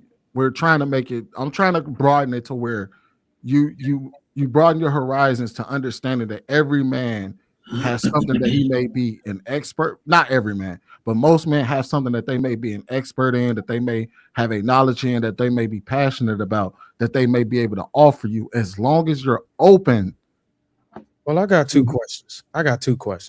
If that is true, the statement is true that there's a woman for every man. There's a woman for him. Then does it make sense for any man to take care of a woman who has kids? That's the first question. No. And if there's a woman for every man, how do you explain 20% of the man are populating the nation? That's not true information. Oh, it's not true? It's absolutely not. Find me the stat and It's I'll one find to one. That. So it's 100. So it's a 1-to-1. He is equal. It's I balanced. didn't say it was 1-1. First of all, when I say there's somebody, most men have somebody checking for them. They may not like the person checking for them, but they have somebody checking for them, right? So that's most men, right? You say somebody's checking for him. What is that considered? Checking for him meaning Checking for him could be a woman who got 4 kids by 4 other men. But so what I'm saying to you is there's somebody out there that's willing to give him a chance, right? Okay, I get it. So yeah, whether her tonsils been swelling or her sheets been stained by you may not like your options, like some women may not like their options. Nobody, y'all always say average to date average, right? Nobody's saying you may not like your That might be what you qualify for, though, too. Yeah, that's what you qualify for. So you got to do just like she Oh, might qualify listen, because of the choices that she's made. She may qualify for somebody that she does not want, just like because of the choices. Hey, wait. He may not qualify. Who said that's who you qualify for? Was that you, Miss Taker? Period. You said that. Hold on, I do have a question. Directly, I'm saying some men that may be the person that they qualify for, like what he was saying in the video. Like, you got to know who you might qualify for. You may be that dude that the woman with the 4 baby daddies, that might be the woman on your level. You might not know. I got a question for you. I got a question for you, Mistake. Can I say something real fast, Sweeney? I'm sorry. Look, this is my thing about the whole situation. Why do y'all dwell on what you don't want? Just date what you want. You know what I'm saying? You're not gonna sit up here and just be bashing men that I don't want. I'm gonna focus on the men that I do want. I'm gonna tell you the men that I want, and but y'all obsessed. It's almost like an obsession.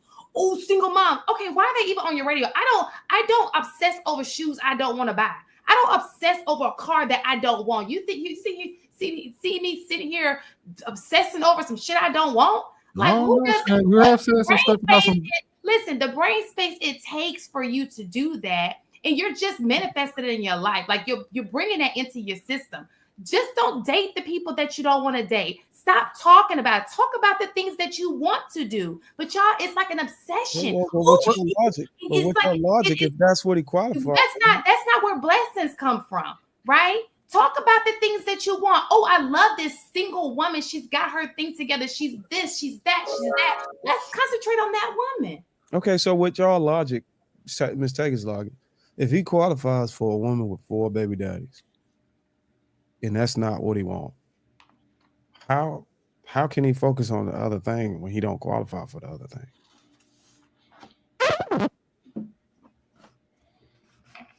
Mike, motherfucking Mike. I didn't understand the question. That's I was trying to find my thing so I can come off the mute button. What did you say? If you're saying if you're saying that a particular man qualifies for a woman who has 4 different baby fathers, and Miss Shan is saying if you don't want her, don't focus on her. Who should he focus on if that's who he qualifies? If he needs to focus on himself to get his shit together and see why he don't. I do have a question. Let me see if I can. Mistake. Right? I got a question for you. Good answer. No, I'm just joking.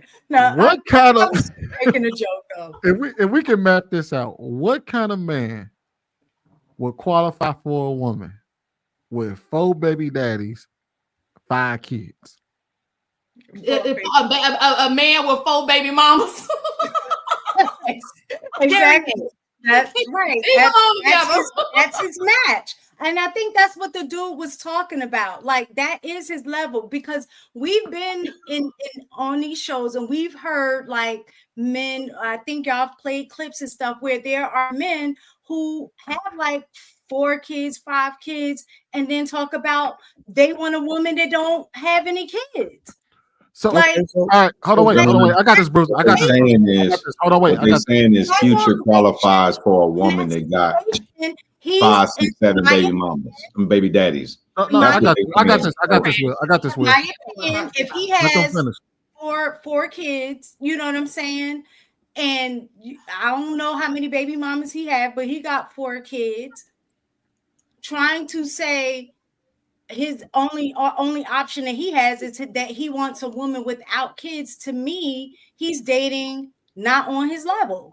He needs to find a woman with kids. And all right, so here's the difference. I'm about to explain to you why it doesn't make sense, right? This is why I asked you the question. I'm glad you answered it the way that you did. This is why them people would never align. A dude that can inherently impregnate 4 different women doesn't have to settle for a woman with 4 baby mamas, 4 baby daddies, because inherently he has options outside of that. For example, you know what I mean? So that's why it never works out. So when you say a man with 4 baby mamas and 3 and 8 kids, or 4 baby mamas and 5 kids, we that mean we could say that, damn, well, Nick Cannon technically should be with a woman that has 4 baby daddies or 8 baby daddies. But the reality of the situation is that those lines don't necessarily cross with each other, because he inherently has the type of value that would allow him the ability to. Canada. Huh? We gotta compare. Like, okay, so look at well, he's passed now, but what's his name? ODB, right? Old Dirty Bastard. He ain't Nick Cannon, right? Fair enough. You understand what I'm saying? He's gonna qualify for a different quality of woman than Nick Cannon would. Not true. Right? Not true. Not So, true. A man qualifies for whatever woman opens her legs to him. Absolutely. The quality of women, both of them are known, and they got multiple baby mamas, but the quality of women are very different women. They are. But here's the thing, though. Line up his baby mamas and you line up the other one's baby mama. They're not That's determined. That was a But lie. here's the difference, though. Let's say, for the sake of argument, this is true, right? The difference between him and her is that all his baby mamas, he may be the only father. So he can he would, even then, he was still like, if we're saying that the only thing that a man with 4 baby mamas, the only the type of woman, a woman with 4 baby mamas, the only type of man that qualifies with her for her is a man that has 4 baby daddy, is a man that has 4 baby mamas. That's technically not, they don't align, because all his baby mamas, he could be the only father. So he and technically would qualify for any woman that don't have children. No. Whereas she on the up. So at the end of the day, nobody looks at it that way. But I No, but that's the reality of the situation. That's why I'm saying they don't align. Reality is I get what y'all are saying, is that, yeah, technically, theoretically speaking, if we were all trying to make sure that if we were trying to puzzle people together and there was somebody that was grabbing people and putting them with each other, ideally you would take a man with 4 baby mamas and put him with a woman with 4 baby daddies. But that's not how the world works. In reality, that man doesn't have to deal with a woman with 4 baby daddies, because he inherently has the ability to attract women and be able to have sex with them and then impregnate them. Whereas not necessarily, whereas a woman won't necessarily be the other way around. So what we're saying, okay, so let's jump out the hood, okay? In real life, outside of that, okay, most people, you date people in a stage of your life. For example, I'm gonna just use my situation.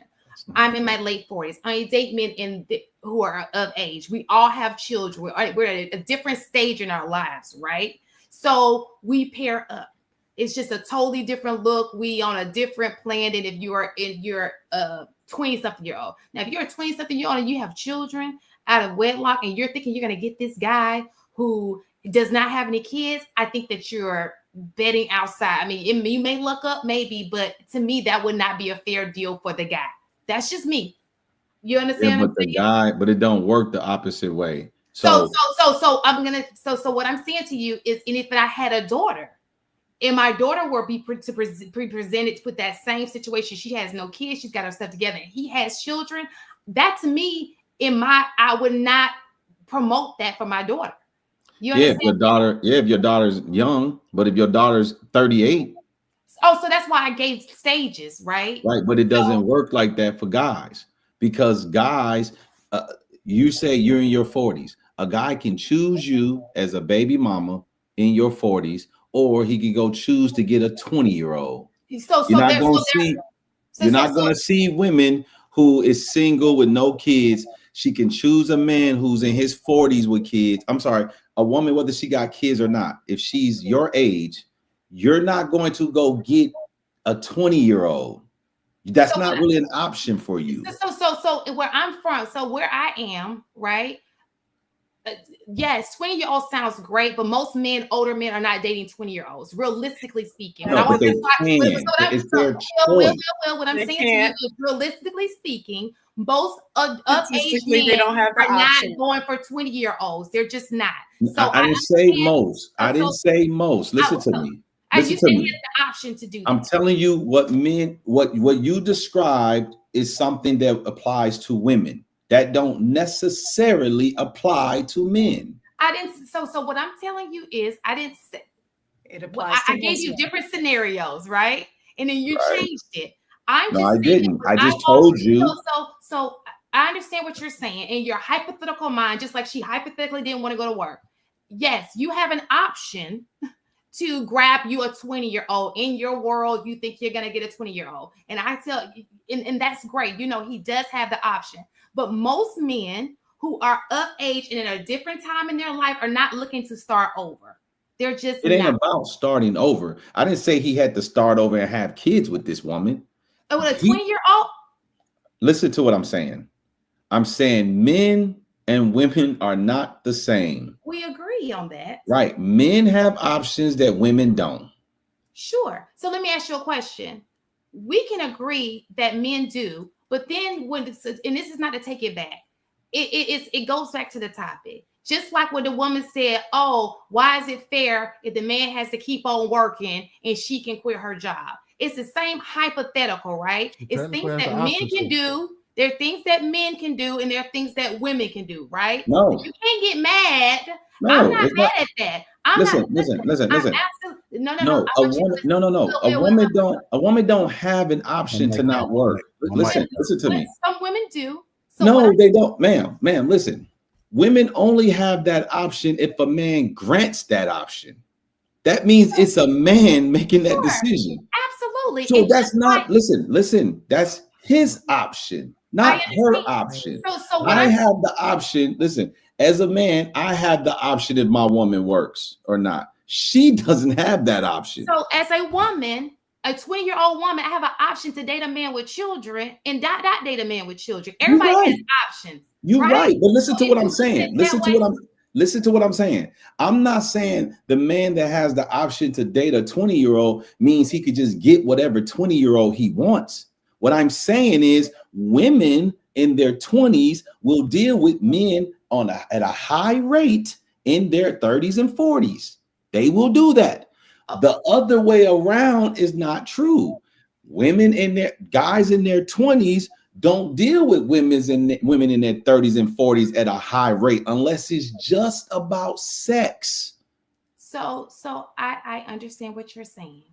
I'm not at all. I'm not competing with. I'm just saying there are different levels to this. I gave you mine with the men that I date.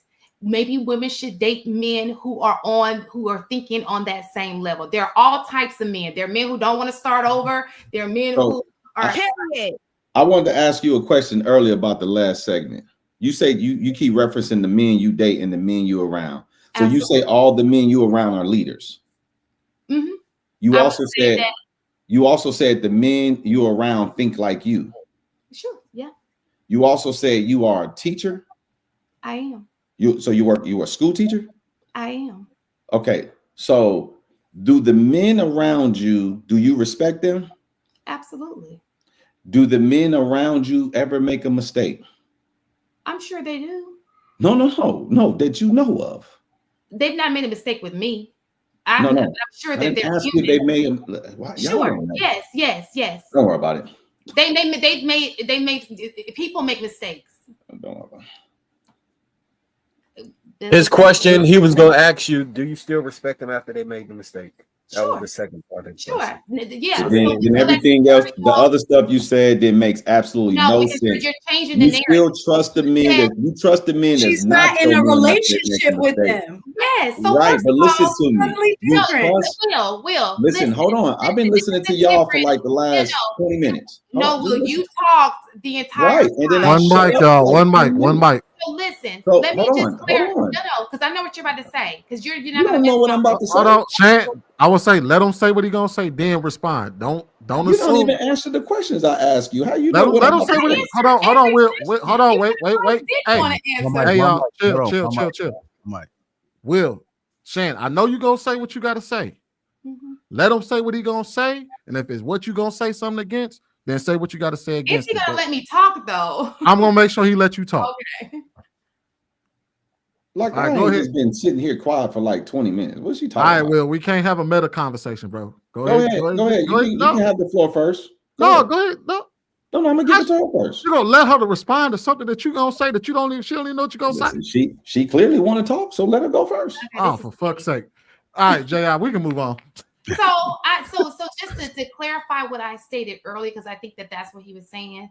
The question was, if I'm a pro at something, and you came to me, and I know, and this is something this is my thing, and we are talking, and I'm telling you, hey, this may not be a good idea, and it can probably be detrimental to our family. Then that's totally different from me just, a dude making a mistake and I have nothing. I'm not a pro weed. He's not my man, but I'm going to follow him. But I'm definitely going to say, look, this is my area of expertise. Like, I do this.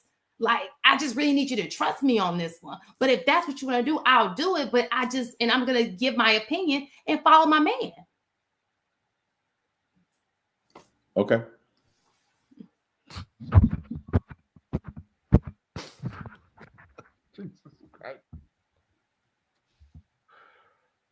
Oh my God. Wait. What just happened? He got a little sensitive. I didn't get sensitive. I accepted what you said. Y'all What are was the the most sensitivity at? frustrating. This was so frustrating. So what was the issue? The issue is I sat here quiet and I was about to say something. She told me she know what I was going to say. So I let her talk and I just told her, okay. All right. Well, what were you going? Was she accurate about knowing what you was going to say?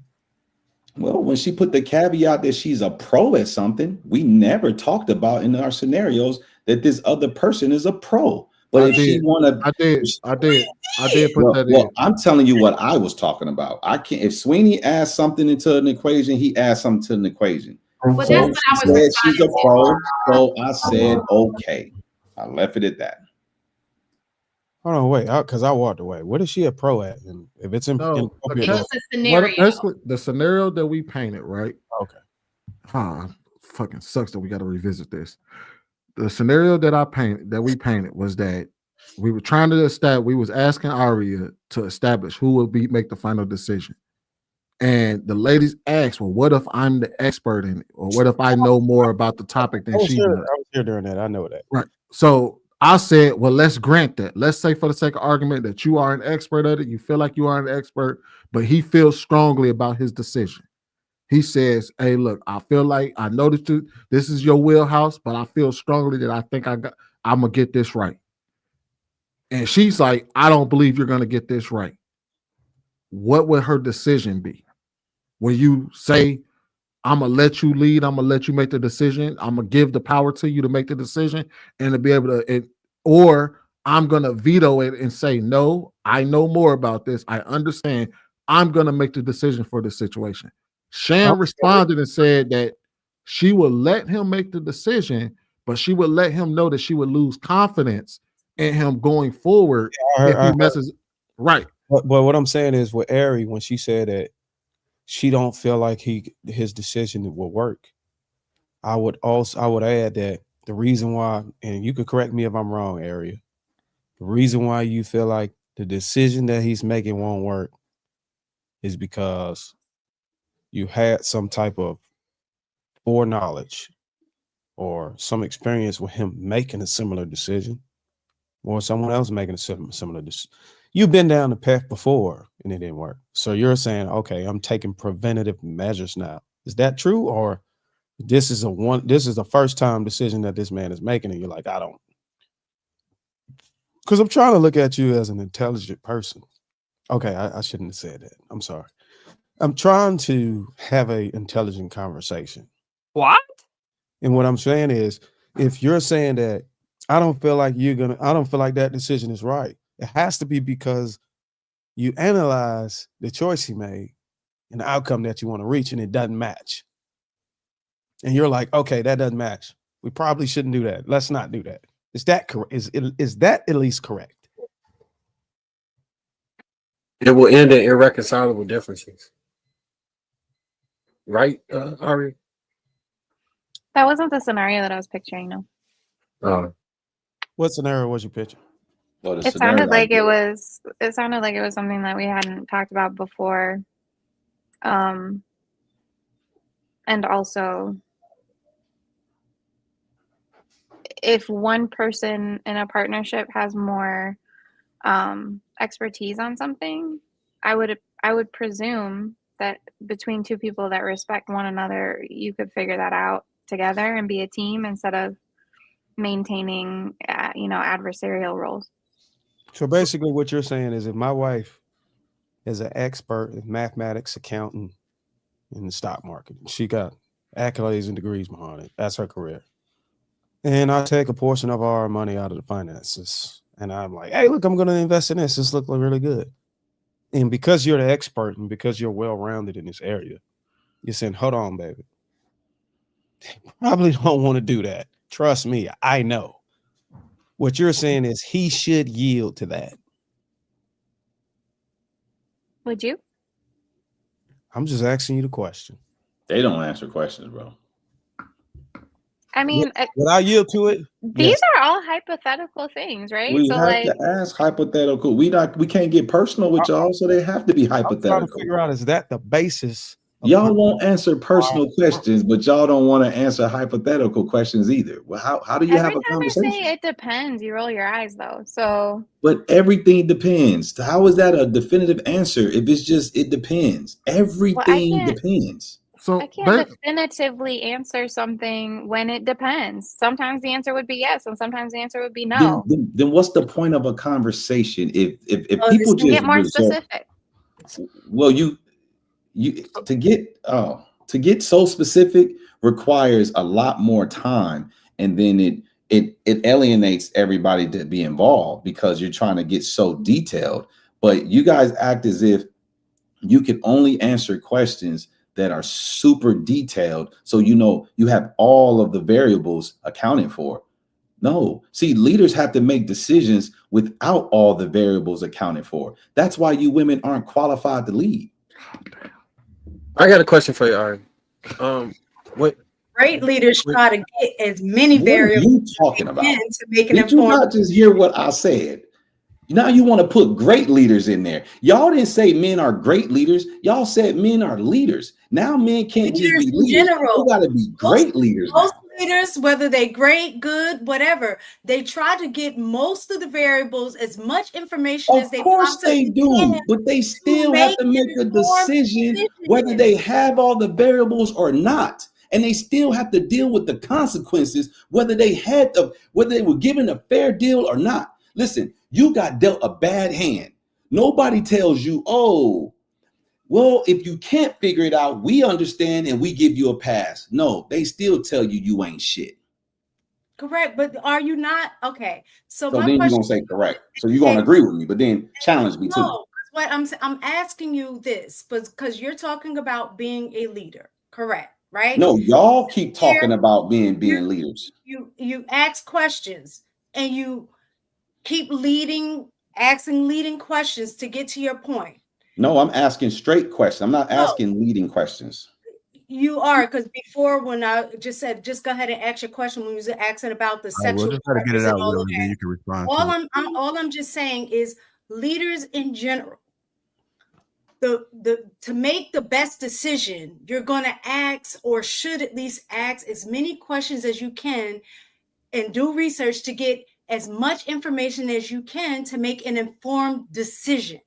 That's all I'm saying. So when she's asking, or as women for the most part, they do ask a lot of questions because they want to get as much information as they can. No, ma'am. No, listen. See, what you don't understand about being a man, and none of you ladies do, and this is not your plight, so you don't have to. I'm not trying to be a man, but I do know I know, what it is. I know. Listen, this is what I'm saying. Sometimes, not all the time, Sometimes you can do your research, and sometimes you're under the clock. You have to make a decision without the liberty of doing all the research. Sometimes you have to pass up on opportunities because you just don't know if it's going to be a good deal or not. And sometimes you have to trust your gut. And sometimes you trust the advice of somebody you trust that's trustworthy, that's informative, that has all this expertise, and that person is wrong. So men have to make decisions whether they have the information or not. At the end of the day, a decision has to be made, and he will always be judged on the decision he makes, regardless on the outcome. If it's a good outcome, he's judged. If it's a bad outcome, he's judged. Judgment don't always mean negative. A woman will trust you if the outcome works. You took a gamble. You guessed. You had no information to support your decision. You guessed. You got it right. You look like the guy that knows what he's talking about.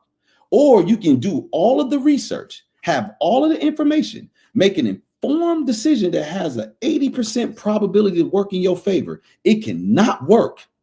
And you still will be, the woman may lose trust in you. You're like, damn, I did everything I was supposed to do. I did my research. I checked the probability. Everything looked like a for sure, like not a for sure deal, but a great investment. It didn't work. And I still get judged harshly because this didn't work. I have a question. Go ahead. Isn't that a form of accountability though, within yourself, based off your decision? Whoever said the man wasn't holding himself accountable? You're using the word judge when shouldn't it be accountability? No, because it's from the other person. The man ain't judging himself per se. The woman is judging him. Shan says she will lose confidence in her man. So there's his decision didn't work. Now, she didn't say, well, it wasn't a scenario where it was a scenario where she's a pro, he's not. But just because he's not a pro, he does all of his research, like Miss Taken is saying. He does all of his due diligence. He talks to experts. Experts say, yeah, that's a great idea, great investment, whatever the case may be. He makes the decision and it doesn't work. She's still going to lose confidence. He left out it just kind of still. That wasn't, I ain't gonna lie to you, Will. That wasn't presented. That wasn't the scenario. And before he also left I didn't out say that was the scenario. I'm just talking about her losing confidence. Hold on. Discuss it with her. Hold on. Let's let Ali finish and let's get Shannon there because she was trying to respond to everybody. Sorry, I think I froze. No, I just think it just still is a little bit of accountability that's not being taken because just like you said, you did all this vetting and for whatever reason, regardless of the decision being made or however it turned out to be, I think you're twisting it to say judgment when it should be accountability. Like if you want to be the leader, it also takes that grain of accountability. And I don't know why that's making you upset. I'm not upset. Hold on. I'm gonna let you respond, Will. Go ahead, Shan. No, he can go ahead and respond. I just had a question because I'm telling you, Ali, that I want to change it. Shan said she will lose confidence. Sweeney made the point that she's a pro. So she was saying that if she's a pro at something and he does it and it doesn't work. Now, see, Sweeney built the case of her being a pro. Sweeney is saying, when I said that if the guy does his due diligence, Sweeney is saying that's not the case in this scenario. Well, that's the scenario that Sweeney was painting. I never, ever talked about what type of due diligence this man did. I'm sitting here, I'm adding that right now because now Shan could say, oh, in that case, maybe she won't lose confidence. She reserves the right to change her mind. I'm going off of the scenario based off of what she said and what I'm thinking. Maybe the man did his research. Maybe he didn't. I'm adding a caveat this time that he did do his research. Now, Shan, if you want to say, oh, if he did his research, he talked to the experts. If you want to change your mind, cool. But I don't think your mind would change. I think no, bro, you can't do that. I can't because I don't believe what these women are saying. Will, that is the problem. Every time they tell you they're willing to do something or they're going to do something, you assume they're a liar first. Wait. Hold on, Will. If you change the caveat, right? If you say, okay, I'm going to add in the caveat that the man did all his research, Shan, what would you do then? And let's say for the sake of argument, Shan says, Well, in that kind of scenario, I won't lose confidence in him because he did everything he possibly could to figure it out. So no, in that scenario, I won't lose confidence in him. Exactly. Then you can't then say, I don't believe you. You're gonna go the other way. I can say I don't believe her. That don't mean I'm right. No, but then at that point, doesn't mean I'm right. No, but at that point, you pretty much destroy the conversation because now, hold on, wait. You pretty much destroy the conversation because there's nothing really to be talked about because you already just set the standard that no matter what you say, unless you say what I believe you should say, I'm not gonna believe you. No, Sweeney, that's not true. Let me tell you why. I'm not saying I don't believe her because I just don't believe her. I'm saying my confidence in them has diminished because they can't even answer basic questions. We've been asking them simple questions all day. They can't answer the questions. Why would I have confidence? Well, actually, Shan was the only one that actually was willing to answer all the questions. She answered them straight up. No, she didn't. Yes, she did. Bro, I just asked Shan a question just a second ago. That's why I said, forget it. You don't worry about it. Well, no, you didn't ask her a question. She was about to the argument that y'all were about to have. She was about to respond to something that she thought you were going to say. I told her, Shan. Before that, I asked her a question. What was the question you asked her? I can't even remember the question. But it'll be JR, when you post it, you can go back and scrub and you'll see. I was trying to ask her a question and she kept on. I was like, that's not what I'm asking. I said, you know what? Y'all don't even answer questions. Don't even worry about it. But the whole point is that if we're going to paint these scenarios, if you're going to paint it, if you're going to change the terms of the scenario, if you're going to change you have to give them the ability. When he been moving the goalposts all night. Anytime we give him an answer that he doesn't want to hear, he moves the goalposts. He been doing this all night. What goalposts have I moved? Every time we answer a question and it's not answered the way you think we should answer, or you think we're lying, because you honestly, I've never seen you on a panel. I don't know you. You don't know me. But to just say, I think you're lying, I feel like that's rude and disingenuous. And you keep having these so Sweeney, you telling me they've been answering my questions? Degrees times 2. So of course we're going to question why you're giving us leading questions. You're literally asking us questions to lead us into the answer that you want us to say. Did they answer my questions? College. I'm a very analytical thinker. So nobody on here that has went to college and had a degree are going to answer questions that we know that you're trying to lead us into what you want us to say. Sweeney, did they answer any of my questions? No. Hold on, wait. To be fair, Aisha, that's not what he was doing. He was not trying to lead you to what he wanted you to say. He was just trying to get an answer out of you. Now, he was going to make an argument based on your answer, but when you say, if you say, when he asked the question, the initial question that he asked on the panel, none of y'all actually answered the question until Shan did. And I think you did. I answer it later on. Just because, like, the problem with y'all sometimes is y'all would try to dance around the question because you think that we're trying to lead you into a trap or something like that.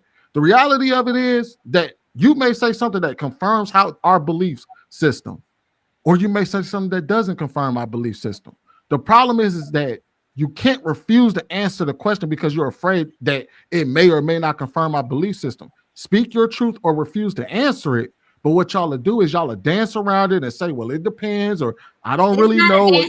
Sometimes it's not black and white. Sometimes it's a gray area. Sometimes you ask me a question and I have to ask you another question for clarification, or I have to say, well, what do you mean by that? Fair. That's fair, but you didn't do that. I literally don't understand. Like the question that you asked earlier, I think it was so much going on that I actually didn't even understand the initial question. But you didn't ask any clarifying questions. Your initial question one mic. Was it something about, have you ever slept with someone and you weren't in a committed relationship?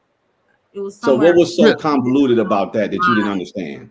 What was so much going on that you didn't understand? Shan kept talking about committed, not committed. I kept getting confused when she kept using those words. Like it wasn't clear what we mean by this, and that's why I just didn't say anything, because you guys were going back and forth, and then finally at the end when it was clear, I spoke up.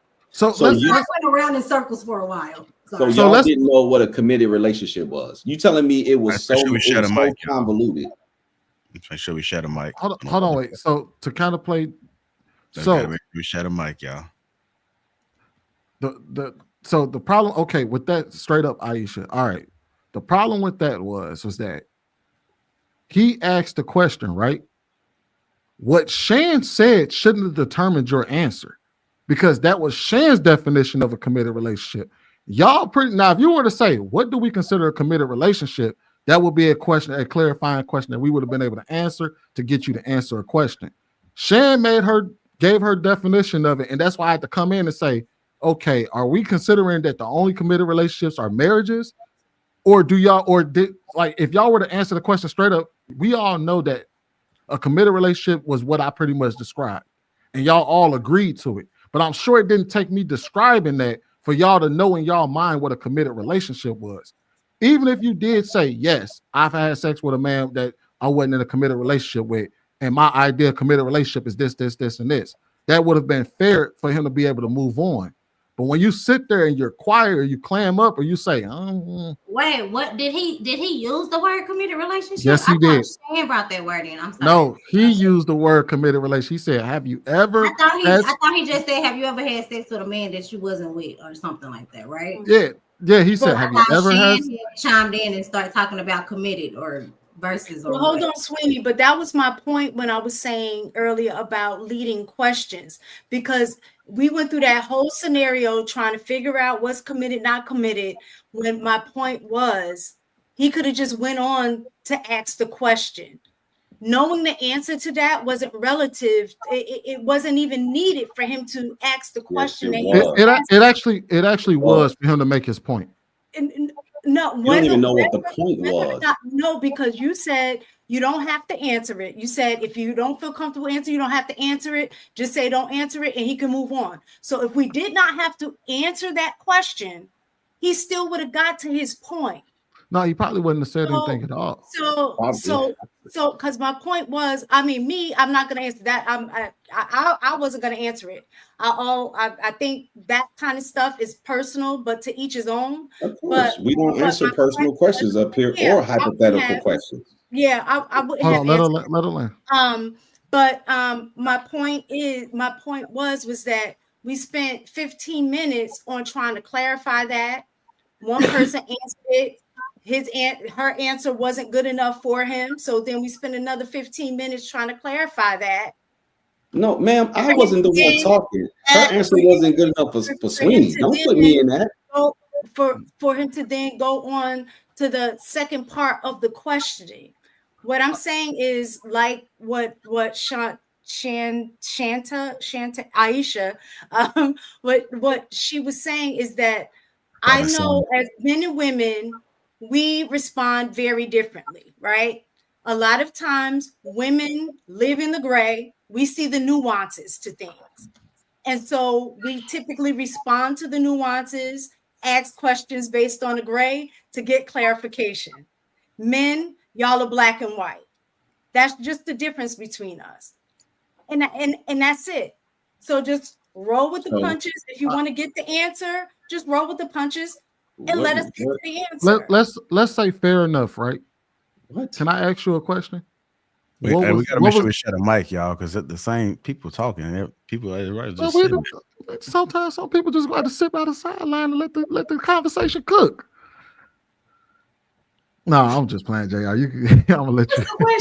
But no, the question was, do you know what his point would have been? I don't know. He haven't proved the point out nice for me to answer the question. My husband, I understand the point. I left.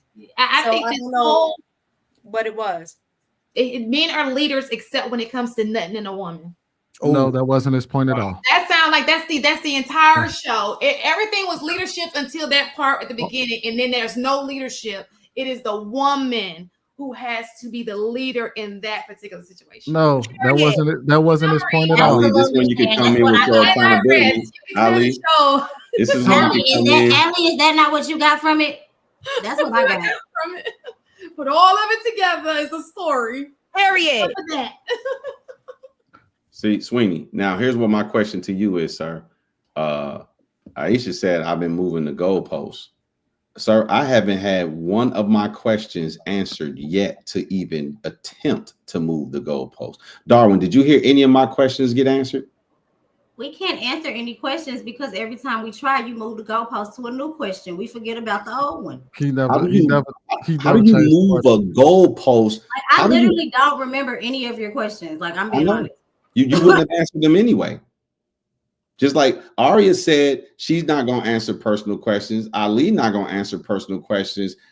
Miss Taken ain't going to answer personal questions. But I can't ask a hypothetical question because it's a hypothetical question and you need more details. And then we got to spend all day long trying to get the details because y'all don't answer questions. So how do we hammer out the details if y'all won't answer questions? So therefore, if I then try to rephrase it, you will say it's moving the goalpost because you didn't understand the first question, but you did. You just refused to answer it. So when I feel like Darwin answered that question, asked the same question, and he got an answer out of everybody. Sweeney answered several questions today. He got an answer out of everybody. I literally think it's the way that you answer your questions in the way you That's why I passed it to the Oracle and the Sensei. I passed it to the Oracle Darwin, and he asked you guys the same question. Boom, gotcha. I passed it to the Sensei Sweeney. He asked the question. Boom, gotcha. I think what it is, I trigger y'all.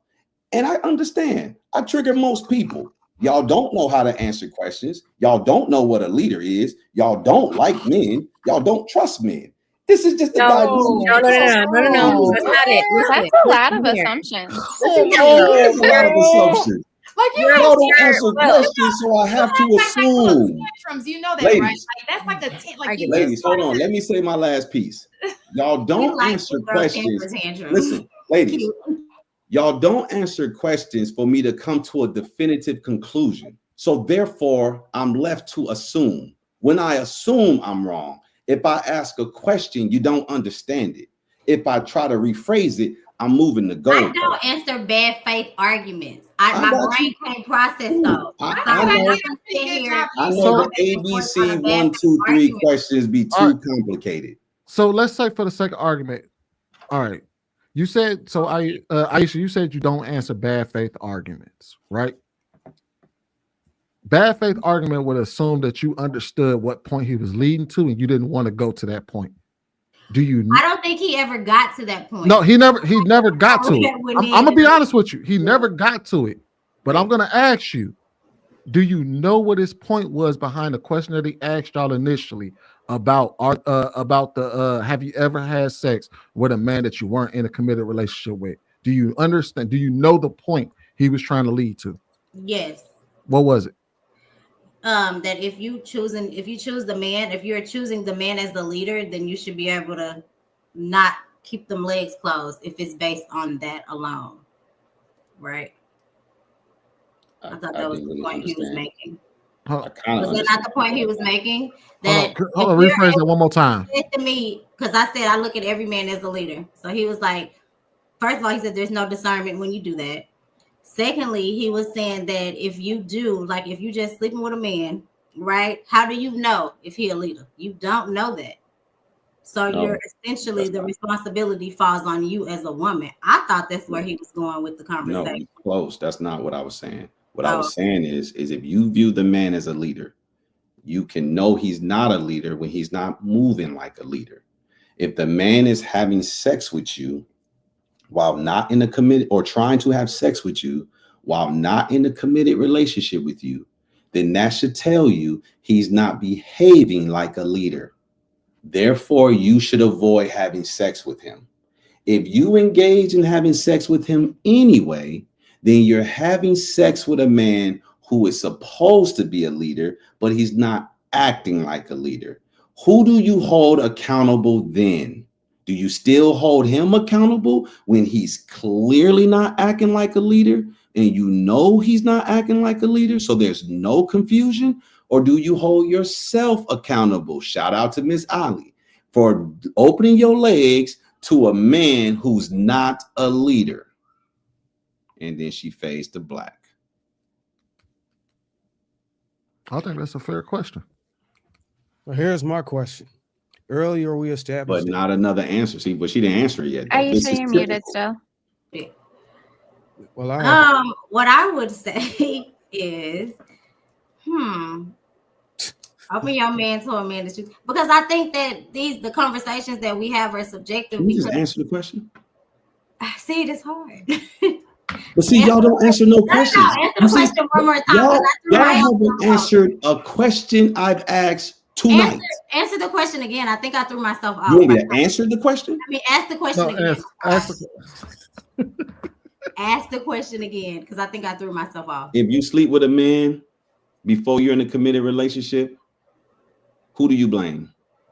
I blame myself. Oh. I've done that before. Like, I shouldn't have done that.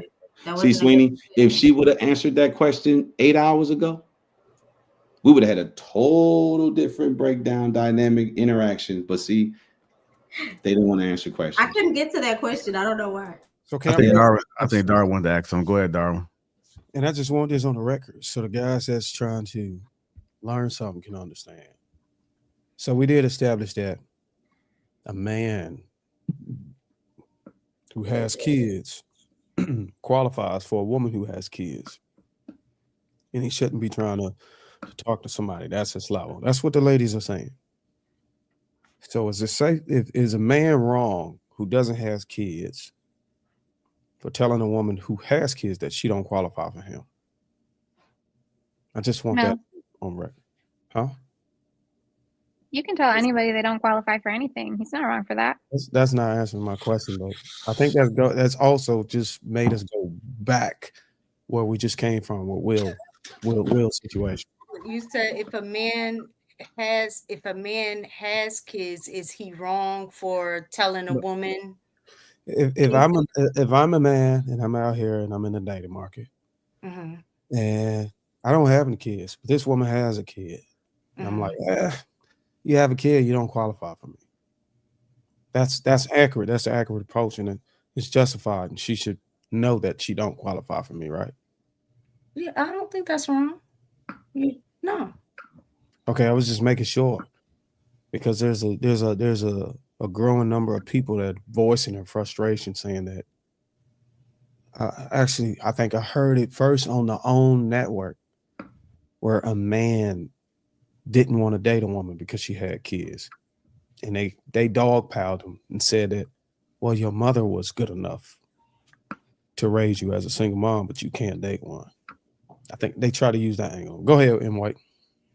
Yeah, I was trying to ask Ari about this. When you look for a man, do you look for like a man that's kind of like equally your same size, that you're like equally intelligent, equally financially solvent? Do you try and hit like every metric and be even with him? Even the weight? That too. Not necessarily. Physical strength. Do you look for a larger or smaller man? Wait, you're talking about physically? Oh, not yeah, I worded that wrong. So someone you think would be a better version, like that's why I use larger, smaller. So like taller, more intelligent, make more money than you, higher muscle density. Do you look for that type of man, or a man that's shorter than you, weighs less than you, is less intelligent than you, makes less money than you? Yes. Like I've dated both. What? In all categories. So you don't mind it either way. You just date whoever is right at the time. If I'm attracted, then we vibe on some level, and usually people are gonna be, at various levels in each category. So yeah, like I'm not gonna look for a guy who is ahead of the game from where I'm at in every category. You said you're not going to, or you are? You're not? No. What if he's unemployed, but he's emotionally stable and emotionally intelligent? Yeah, I'd have a conversation with that guy. No, not a conversation. Will you be with him? I would consider it. No, will you be with him? If he's the right person for me, sure. And he plans on not working? That'd be a conversation, maybe. Yeah. All right, as we near a close, anybody want to speak on anything that they've learned? Learned anything? Can I ask a question though? And JR, I actually want you to answer it. Oh, wow. I'm willing to answer too if you Okay. try to get a male's perspective. I'm willing to answer. Yeah, I really do. So we have been talking about men being leaders, right? Leadership in a relationship, right? And man leading his wife. And so when you're picking, right, a partner that you potentially going to marry, right? You're looking at things that you are, I guess, what people say equally yoked, like you're having the same values. They might be having the same vision, things that you guys are going to be able to work on together, right? All of those things are, we'll say, being equal in terms of you can see the puzzle pieces fitting together in terms of your life and the direction that you're going to go. What are you leading, I guess? What is it that you need to lead an adult, I guess, in so I'll answer for myself. I would like the guys to just, I'm curious, just because I'm trying to understand that concept. I'm trying to understand that concept, and I know people are, oh, she married, what do you? I think about that, and I think I regurgitate that because that's the way that I was raised. But in terms of my true understanding of that, I think my husband teaches me. I'm not necessarily sure if he leads me. You understand what I'm saying? So I because I'm trying to think about like leading. What does he? I'm an adult. There's things that I don't necessarily know, and he fills in those gaps, and I respect him, so I listen to him, right? But I'm trying to think about in terms of leading. We discuss things and we agree and we move in that same direction. So I just came to that like question. And so I was just trying to get some clarification on that. Go ahead, Marcus. You said you wanted to answer. I'll let you answer first. So, in regards to like with my household, an example, like, so first and foremost is every man should be leading their own household. Right? So that can manifest itself in directions at school. So they want to teach LGBTQ stuff to the kids. My wife is on board with my plan on that. That's not acceptable for our children to be moving forward. But we're both in agreement. Yeah. When she comes in, and so my daughter get her school progress or whatever, right? Every single day, she'll read through it, look at it, then bring it to me. Then I'll address if the punishment need to be dealt out based on how my daughter was acting. We're gonna support each other. If she punishes her, I'm gonna stand on her punishment, right? So it's not like she can't do or say anything I have any say. But the general direction, mentally, physically, spiritually, that the household is moving in is in accord with how I want to see things go. And she signed up to that happily. And even if she doesn't understand, she'll still go with it because she trusts me. So if you ask her, there's not a time where I ever was not leading in a relationship. I don't think she would respect. I should have called in here, but yeah, it'll never be a time where she would say that I'm not leading. So it's always been prevalent. So like how you say you can't figure out when he's leading you, so I'm on the reverse side of that. I don't think she could figure out or give a time when she felt that I wasn't. Well, I didn't say leading. If I got you incorrect, I apologize from what I thought. So when I'm thinking of leading, like for instance, in a classroom, clearly I would say I'm the leader in that classroom because everybody in that class, I'm taking them in a specific direction. I have standards that I know I would have to teach, and is a, that is my job, is a clear thing, right? I guess for me, what I'm saying is like what you said. Him and I, we discuss things in terms of, like you said, the direction in terms of how the kids are going to be raised. Those are conversations. We happen to agree that we both agree about the way the kids are raised, right? You talked about LGBTQ. We are on the same page about that. I guess what I'm looking like when you say lead, I'm thinking about follow the leader kind of thing. So all of our principles, our morals, our values are on the same page. So I guess that's where the confusion is for me. Stuff that So mistaken. If they were not on the same page, we would become on the same page because she's gonna trust me to get on that page. So she has apprehension, and I'm not perfect. I make mistakes. So an example like with the child watching at first, I wanted to do something different, right? And the situation didn't end up positive. It actually backfired. I made sure I tried to make that situation right. You know what I'm saying? Never was no anger or no, you said it. It was just shit. I made a decision. It didn't turn out how I wanted it to. Okay, well, this is what I'm gonna do to rectify that. You know what I'm saying? And it was a based on the history of me making that decision.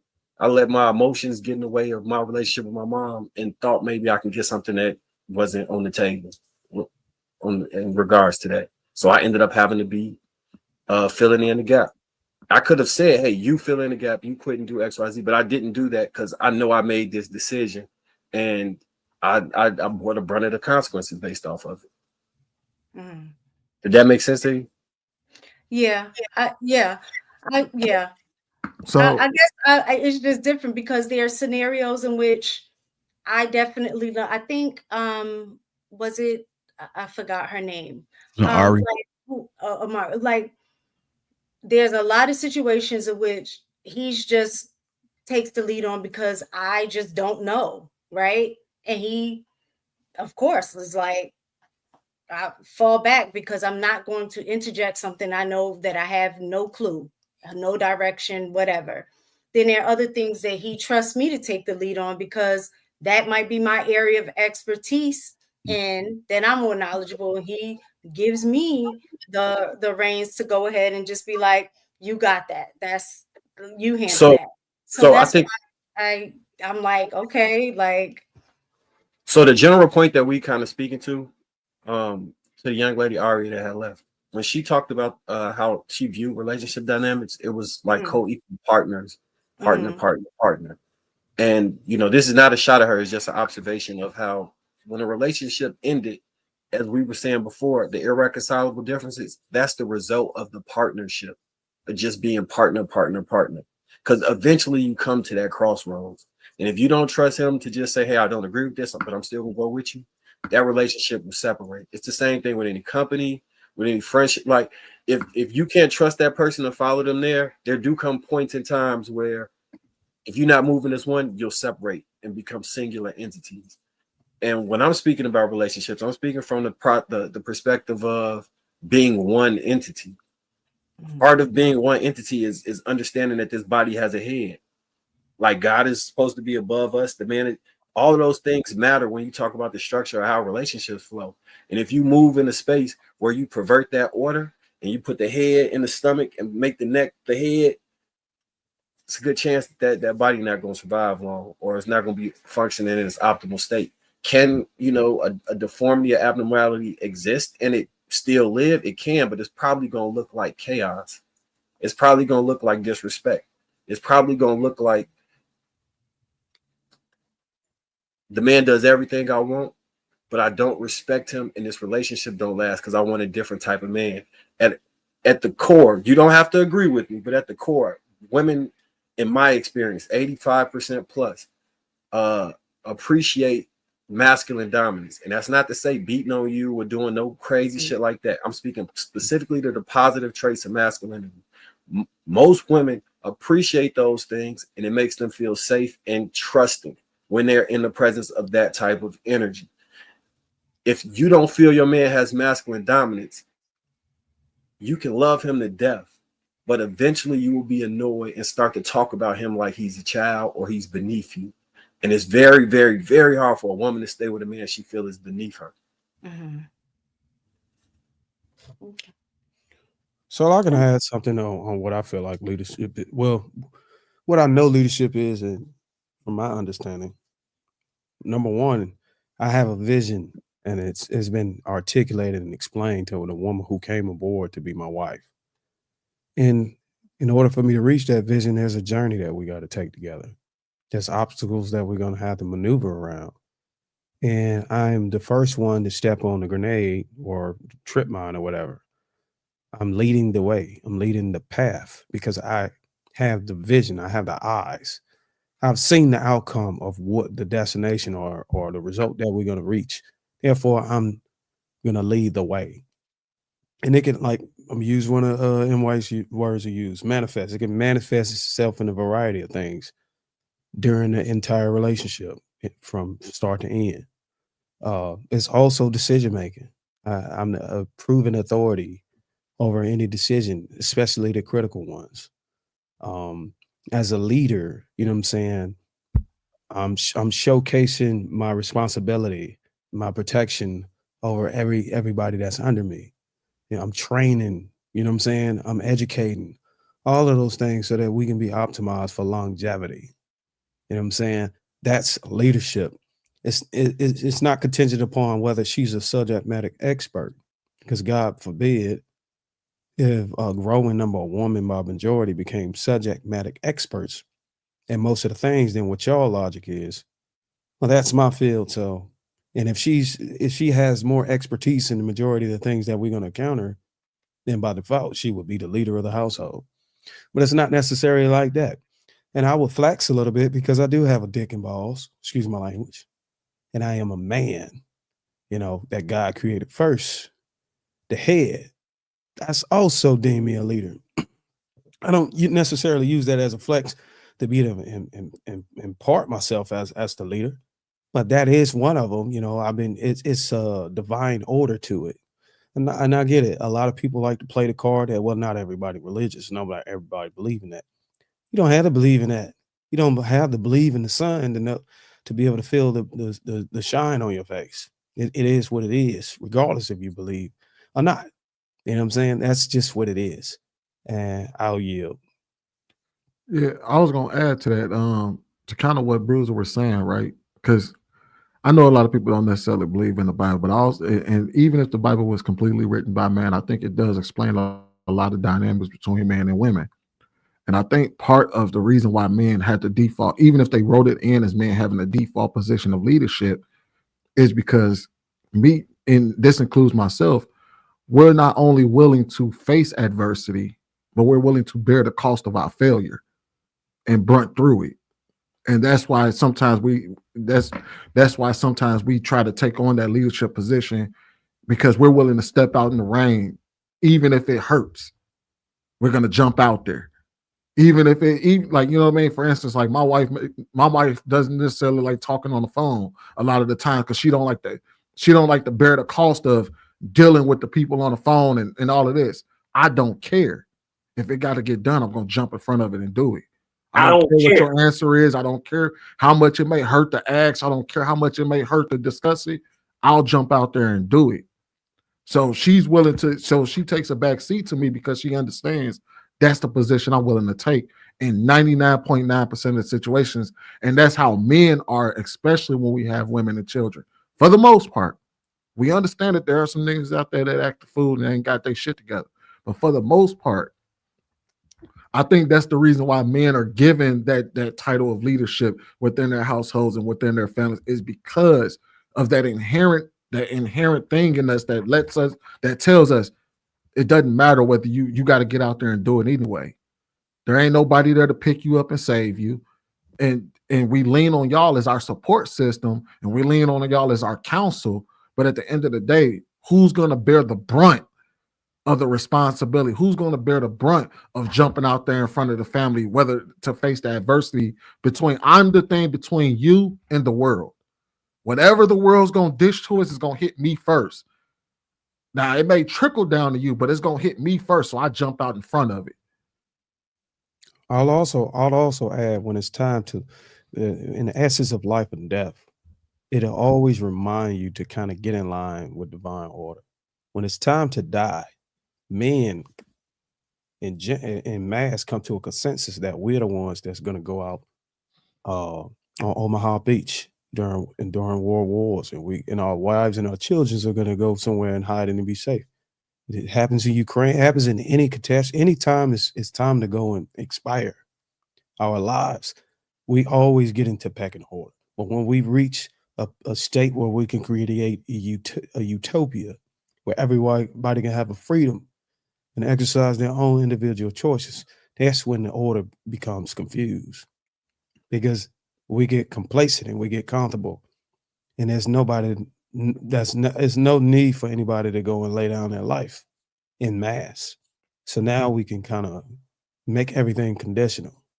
So, but whenever it ever happened, God forbid it doesn't happen, then we'll be reminded that men are the leaders, and they should be looked at leaders because of their responsibility and the sense of urgency to be able to lose their life for not only for the man to the left and the right, but for the women and children that don't even necessarily belong to them. Just for peace. Go ahead, Will. You want to answer that question as far as what a man lead? Okay. I'll just add to it too. And one of the things that I notice is that women are in fear. You know, they are in fear based off experiences. So it's going to be hard for them to kind of lower them guards to be able to experience the full advantage of having peace and not having to worry about so much and allowing a man to lead. I don't think a lot of men understand like true leadership. So it is possible for you to be married and the man is not the leader that he's supposed to be, because he's got used to how the world has changed and he's become complacent. Like he doesn't really understand, just like a lot of people don't really understand like what it takes to have a successful marriage. I think one of the things that I've learned, and I plan on getting to it when I do find time, is actually picking up that Bible, because I think that Bible does have a lot of life principles that we apply every day and don't realize it. I think me and Darwin spoke about it, how the Bible is a blueprint for a lot of successful businesses, whether you realize it or not. That's why people read the Bible over and over again, because it tells something different every time you read it, right? So I think men have to take pride in leadership, and a man shouldn't be afraid to make that decision. A man shouldn't be afraid to make mistakes. A true leader will make that decision, and if it was a mistake, he'll go back and get it right, or at least he'll try to get it right or try to fix it. That's what we do. Problem solve. I think that every decision may not be the right decision. We are all flawed, just us being human. So I think that we have to just be, as we educate the men and teach the men, I think we have to instill in them the power of manhood. You got to be able to embrace it. Like, I'm obsessed with being a man. I don't see myself being no other. Like, I like making decisions. I like being able to problem solve. Sometimes it's too much, but I have heard, you can't fix everything, just allow me to fix it, because I think women have been conditioned, not all, but some women have been conditioned to be able to carry the burden because of how the world is. But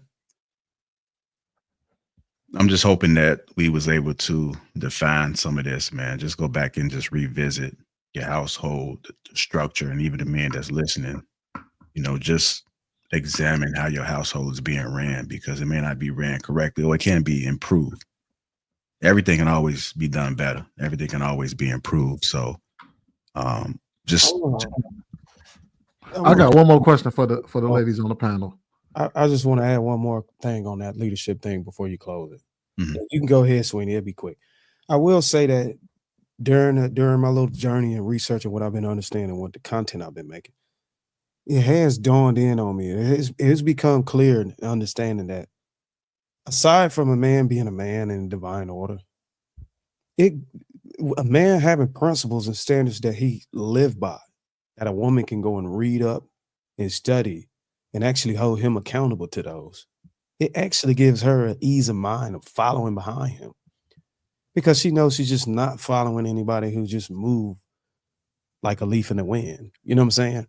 He actually has something that he stands by, and he studies and continue to practice so he don't make mistakes. It gives her ease of mind that he's following some type of rules. So she can be like, oh, you broke that rule. And he can be like, yeah, you're right. Let me catch myself. Rather than not having any rules. And she say, she don't know what he's breaking. He can just do what he want when he please.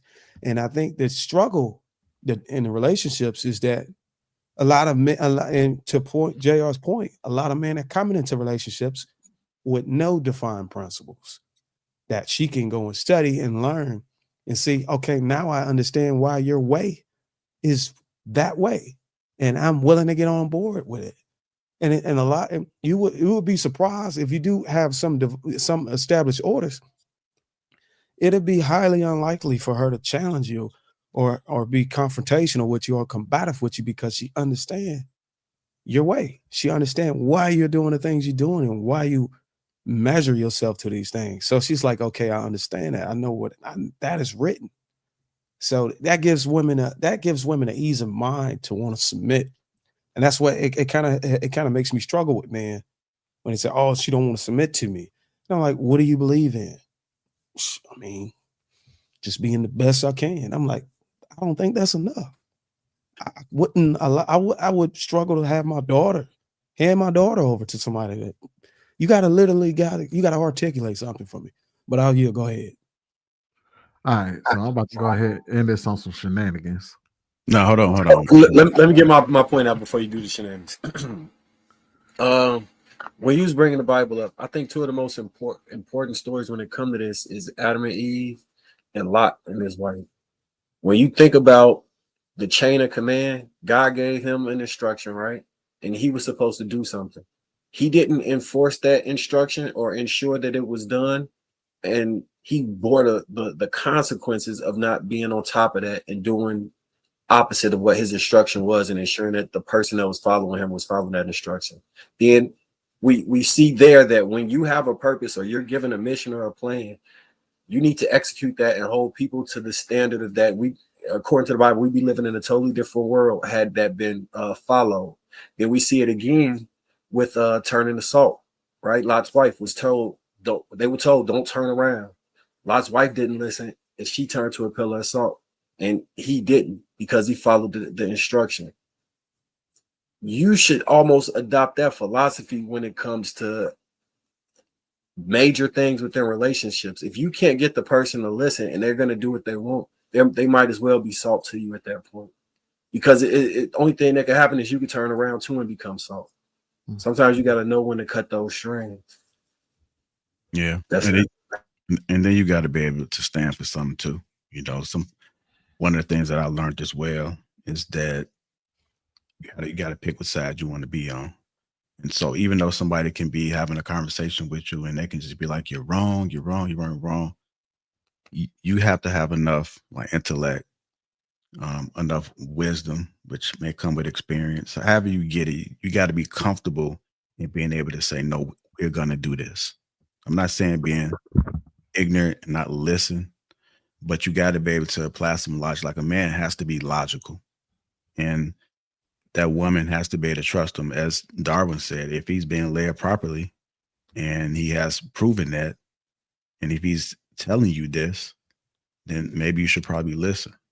I'm not talking about stupid stuff, but you can really analyze the situation, and everything is always situational, but that man has to be able to stand. If he feels in his heart that this is what's supposed to happen, and he's telling you that, you got to be comfortable, but that's going to come with trust. And if you don't trust him, then you're going to always challenge him, and it's going to be difficult for you guys to be able to make decisions in the long run. So that's why when you get with somebody, that foundation is important. The beginning is important, because that's going to set the tone for the entire relationship. If that foundation is messed up, then you guys are going to struggle. You might as well just write them off, start over with somebody else. Well, correct me if I'm wrong. If in White, I think this is your type of process. It almost come off as it's graceless. Like if you get any sense, if you see any sign of disrespect or any picture, she can't be led or she don't get in line, the answer is to cut them off. But I would say, if that is the method you're going to be using, I think, and if a lot of men are adapting that, then they should be adamant about not having any sexual relationship with them or having any children with them until that is confirmed and they're married. Because imagine the trial and error of figuring out if whether this woman to get in line after you don't have many occasions of beating her guts in and putting on sexual trauma and body counts on her. You get what I'm saying? Yeah, I do. I'm glad you asked the question. Yeah. So the way I view it, right, is like that old Art of War story. You need to be able to determine if somebody isn't following your instructions because they're unclear or because it's out of disrespect. You can forgive, and you should always.